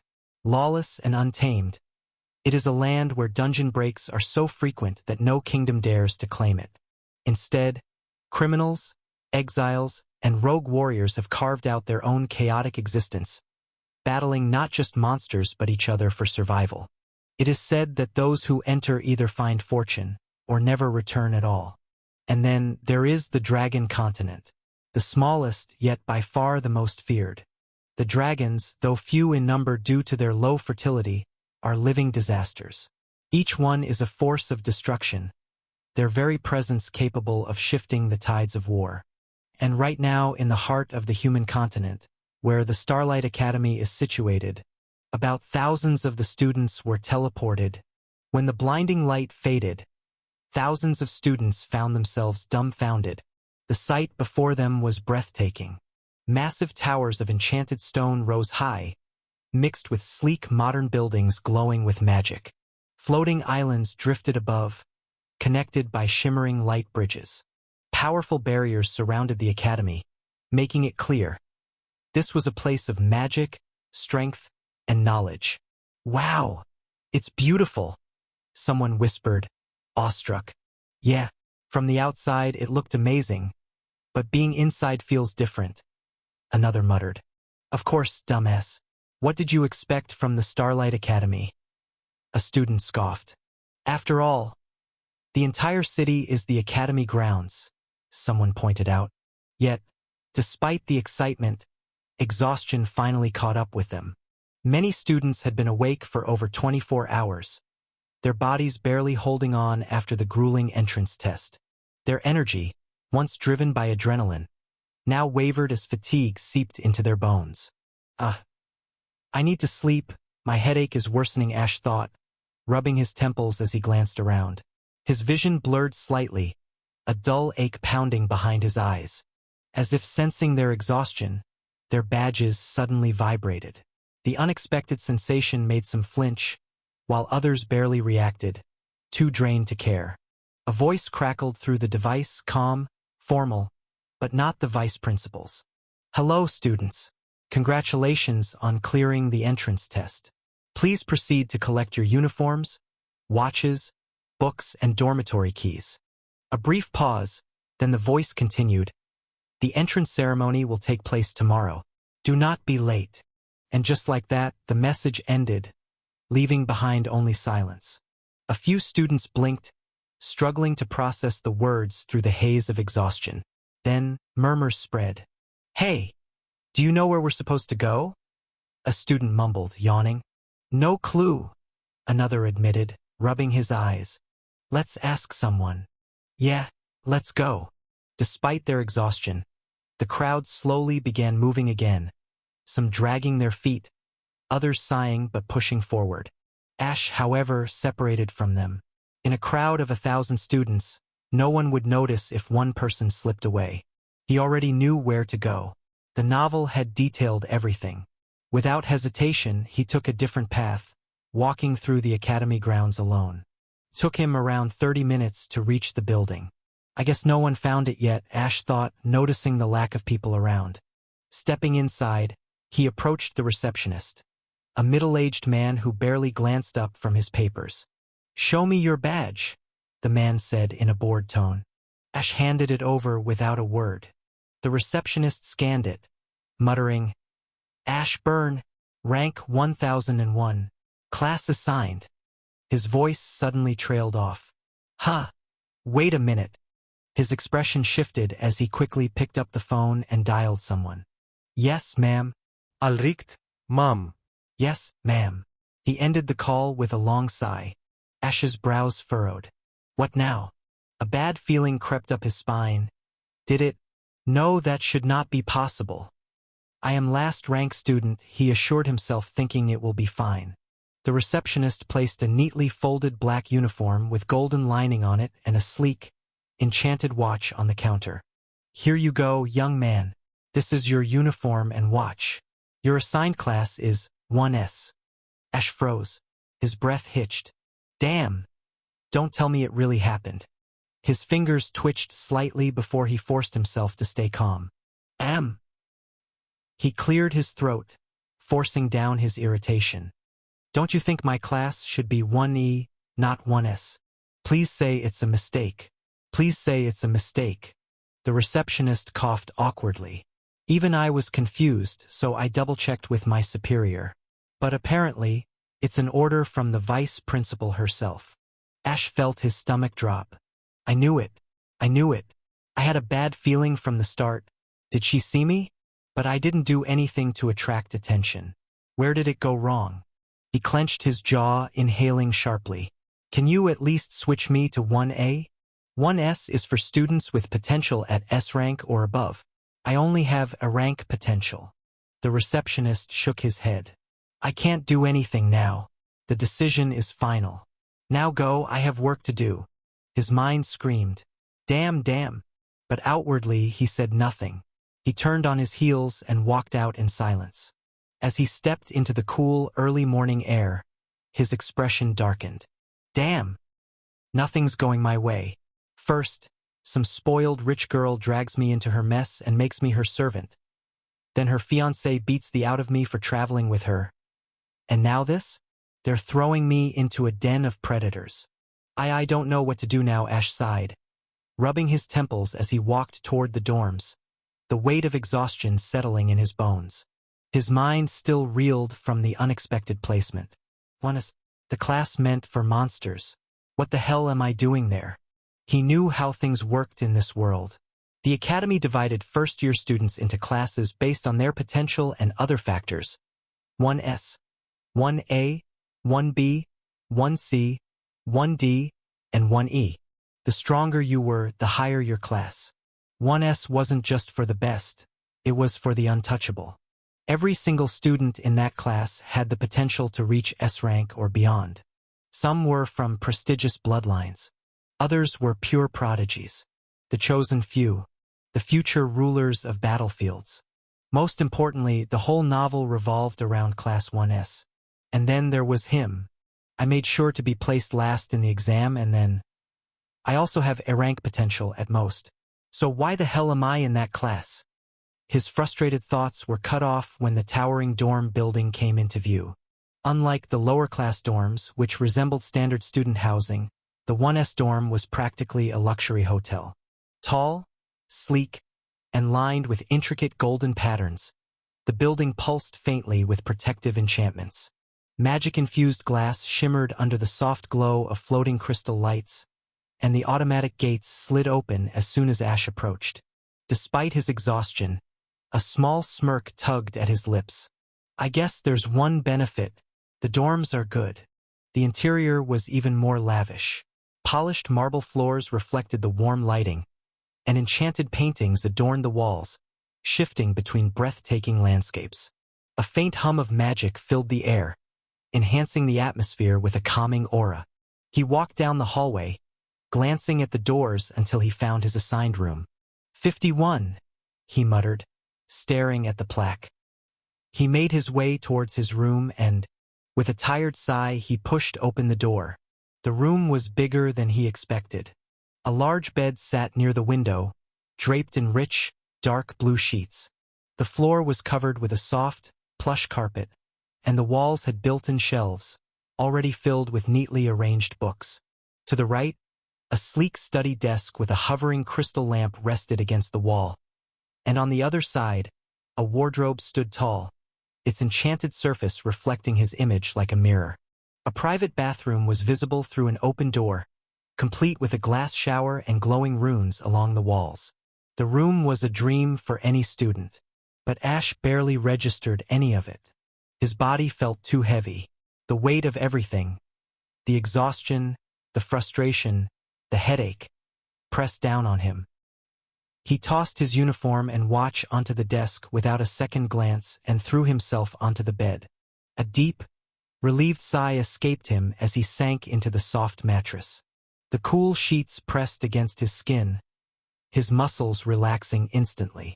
He wanted to think, to analyze, to figure out what was happening, but his body refused. I'll deal with it tomorrow. His eyelids grew heavy, his thoughts blurred, and before he could finish another string of curses in his head, he was asleep. Chapter 20. Quest fail. Ray Dawson. Ray moved with the crowd, his shoulders slumped and his expression dark. He was clearly in a bad mood. I failed the quest, he thought bitterly. Quest failed. He wasn't sure what had happened. After his fight with Ethan, he had gone to the mountain, yet somehow his system had deemed the quest a failure. Sigh. This is the first time I've ever failed a quest. But what bothered him even more was the strange warning from the system. Warning. Someone is interfering with the host's fate. After analysis, it has been determined that the host's fate has been altered and is now moving in an unknown direction. New quest generated. Correct the world's fate. Objective. Eliminate the variable responsible for the change. Time limit. None. Reward? Is someone targeting me? But what did I even do? And what does it mean that the world's fate is being altered? He muttered in confusion. Hey, system, how do I find this variable you're talking about? He asked in his mind. System is currently searching for the clue regarding #% in the web of fate. As it consumes too much energy, system will go in a 1-week sleep mode. If user comes near #% system will alert the user. Estimated time till finding the variable. 1 week. What the hell is #%? He questioned, but no response came. Hey, what do you mean by sleep mode? Hey, answer me. Ray's frustration grew, his expression darkening. Damn, he muttered under his breath. Everything was confusing. His goal had always been to eliminate demons. Yet now the system was telling him to eliminate an unknown variable in the world's fate. And what is this fate? Can it really be altered that easily? He let out a long sigh. I guess I have no choice but to wait for a week. Still, this only fueled his determination to grow even stronger. He clenched his fists and continued walking with the others. Next day, inside one of Starlight Academy's grand auditoriums, rows upon rows of students were seated according to their ranks. Everyone wore a sleek black uniform, with golden embroidery adorning the sleeves and skirts. I have to admit, the uniform looks really nice, thought Ash, seated at the very back. Ash ran a hand over the uniform's smooth fabric, noting its luxurious feel. Soft and comfortable, he muttered, but as his gaze drifted over the sea of students, his brows furrowed. The black and gold design looked annoyingly familiar. Then his eyes landed on Ray. Of course, it matches him perfectly. TSK. A troubled expression crossed his face as he suddenly noticed the stares. Why the hell is everyone looking at me? He thought, exasperated. Unbeknownst to him, after the rune of stability healed his body, it also refined his physique, making him slightly more muscular. Due to his previous malnourished body, his looks didn't come out that much. But now, while he wasn't on Ray or Ethan's level, his silvery white hair and sky-blue eyes made him stand out like a noble young master dressed in all black. Leave them be. I've gotten used to getting unwanted attention, he thought, sighing internally. In his previous life, he had often been bullied, for not having good looks, for being an orphan, but during those tough times, he had still received plenty of attention, just not the kind he wanted. Anyway, I need to meet Melissa today. I won the bet. Now I need to get that at all costs. Something feels like it's stopping me. He wanted a clear plan about his future, thus. When he woke up, he had used his skill Omni-Thought for a short time, and while it had left him with a splitting headache afterward, it had helped him see a pattern. Ever since he transmigrated, strange obstacles had continuously hindered his growth. First, there was his encounter with Melissa right after he found the rune. Then, Ethan had suddenly shown up when he was about to claim another rune. It's almost as if someone or something doesn't want me to obtain the runes. If he had thought about this before, he wouldn't have found an answer. But under the influence of Omni-Thought, a conclusion became clear. It's either my transmigration that has altered the world's fate. Thus the fate itself is creating obstacles for me, or Ray's system is interfering with me. He wasn't sure which one was true, but one thing was certain. He needed that item from Melissa's family vault. As he was deep in thought, the murmuring in the auditorium suddenly quieted. On the grand stage, the principal of Starlight Academy emerged from backstage, his presence commanding the attention of every student in the room. Saint Nicole Schneiders, one of the 7 saints of humanity, sword master whose blade had severed the heads of many mythical beings. His reputation alone commanded respect, but it was his very presence that sent a chill down the spine of every student in the room. Tall and broad-shouldered, his golden eyes gleamed like molten fire, sharp enough to cut through one's soul. His face was of a middle-aged man in his early 30s, but his real age was unknown. His every step carried the weight of authority, and when he spoke, his deep, resonant voice silenced even the whispers lingering in the back. Welcome, future legends of Starlight Academy. As you step beyond these gates, know that you are not merely students. You are the architects of destiny itself. The words carried a force beyond mere sound, shaking the hearts of the students. You were born into a world where weakness is a death sentence. The strong rule and the weak perish. That is the truth of this reality. No amount of talent, family status, or luck will save you if you lack the resolve to seize your own future. Some students gulped, while others sat up straighter. Do you think a genius can remain a genius without effort? Do you think those who stand at the top were merely handed their power? No. He pointed toward the students, as if piercing through their very beings. It is effort that determines your worth. Talent may set the foundation, but determination is what builds an empire. Willpower is what allows a weakling to challenge a god. His hand fell back to his side, but his voice never wavered. Power. Real power does not belong to those who were born the strongest, the fastest, or the smartest. No, it belongs to those who will do anything, to achieve it. A silence followed, but it wasn't one of indifference. It was the silence of awe, of students clenching their fists, their eyes burning with renewed determination. Then, after letting his words settle, Nicole turned to the side. Here you will train, you will suffer, and you will grow. Some of you will rise, and some of you will fall. But let me tell you this, only those who persist shall rise above. Now, Vice Principal will take over from here and further instructions about your classes. As the Vice Principal stepped forward, Ash suddenly felt a wave of unease. His eyes widened slightly. Why is she here? She wasn't supposed to appear again after the entrance test. I knew it. Something has definitely changed. Before he could dwell on it, a cheerful voice rang out. Hello, my dear lovely students. Did you enjoy your one-day break? Her playful giggle echoed through the auditorium, but instead of comfort, it sent chills down every student's spine. Something about her tone felt dangerous. I bet most of you slept through the whole day and didn't even wake up to eat, right? She teased, a knowing smirk on her face. Some students swallowed nervously. Ash, on the other hand, froze. Wait, how does she know I slept all day? Was she watching me?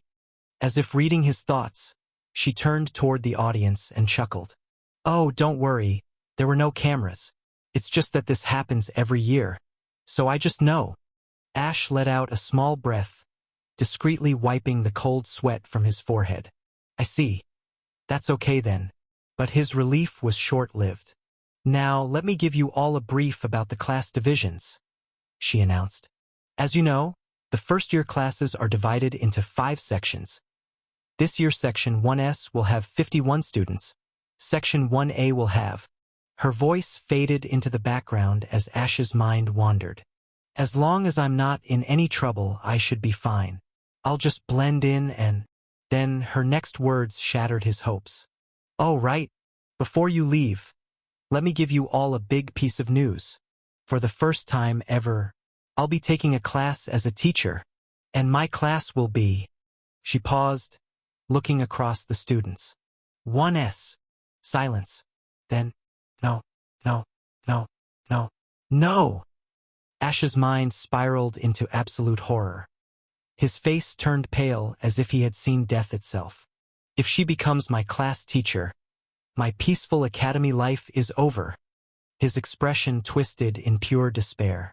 Damn fate, or whatever damn entity is messing with my life. He cursed inwardly, glaring up at the ceiling as if blaming the heavens. Somewhere, fate or the author grinned maliciously.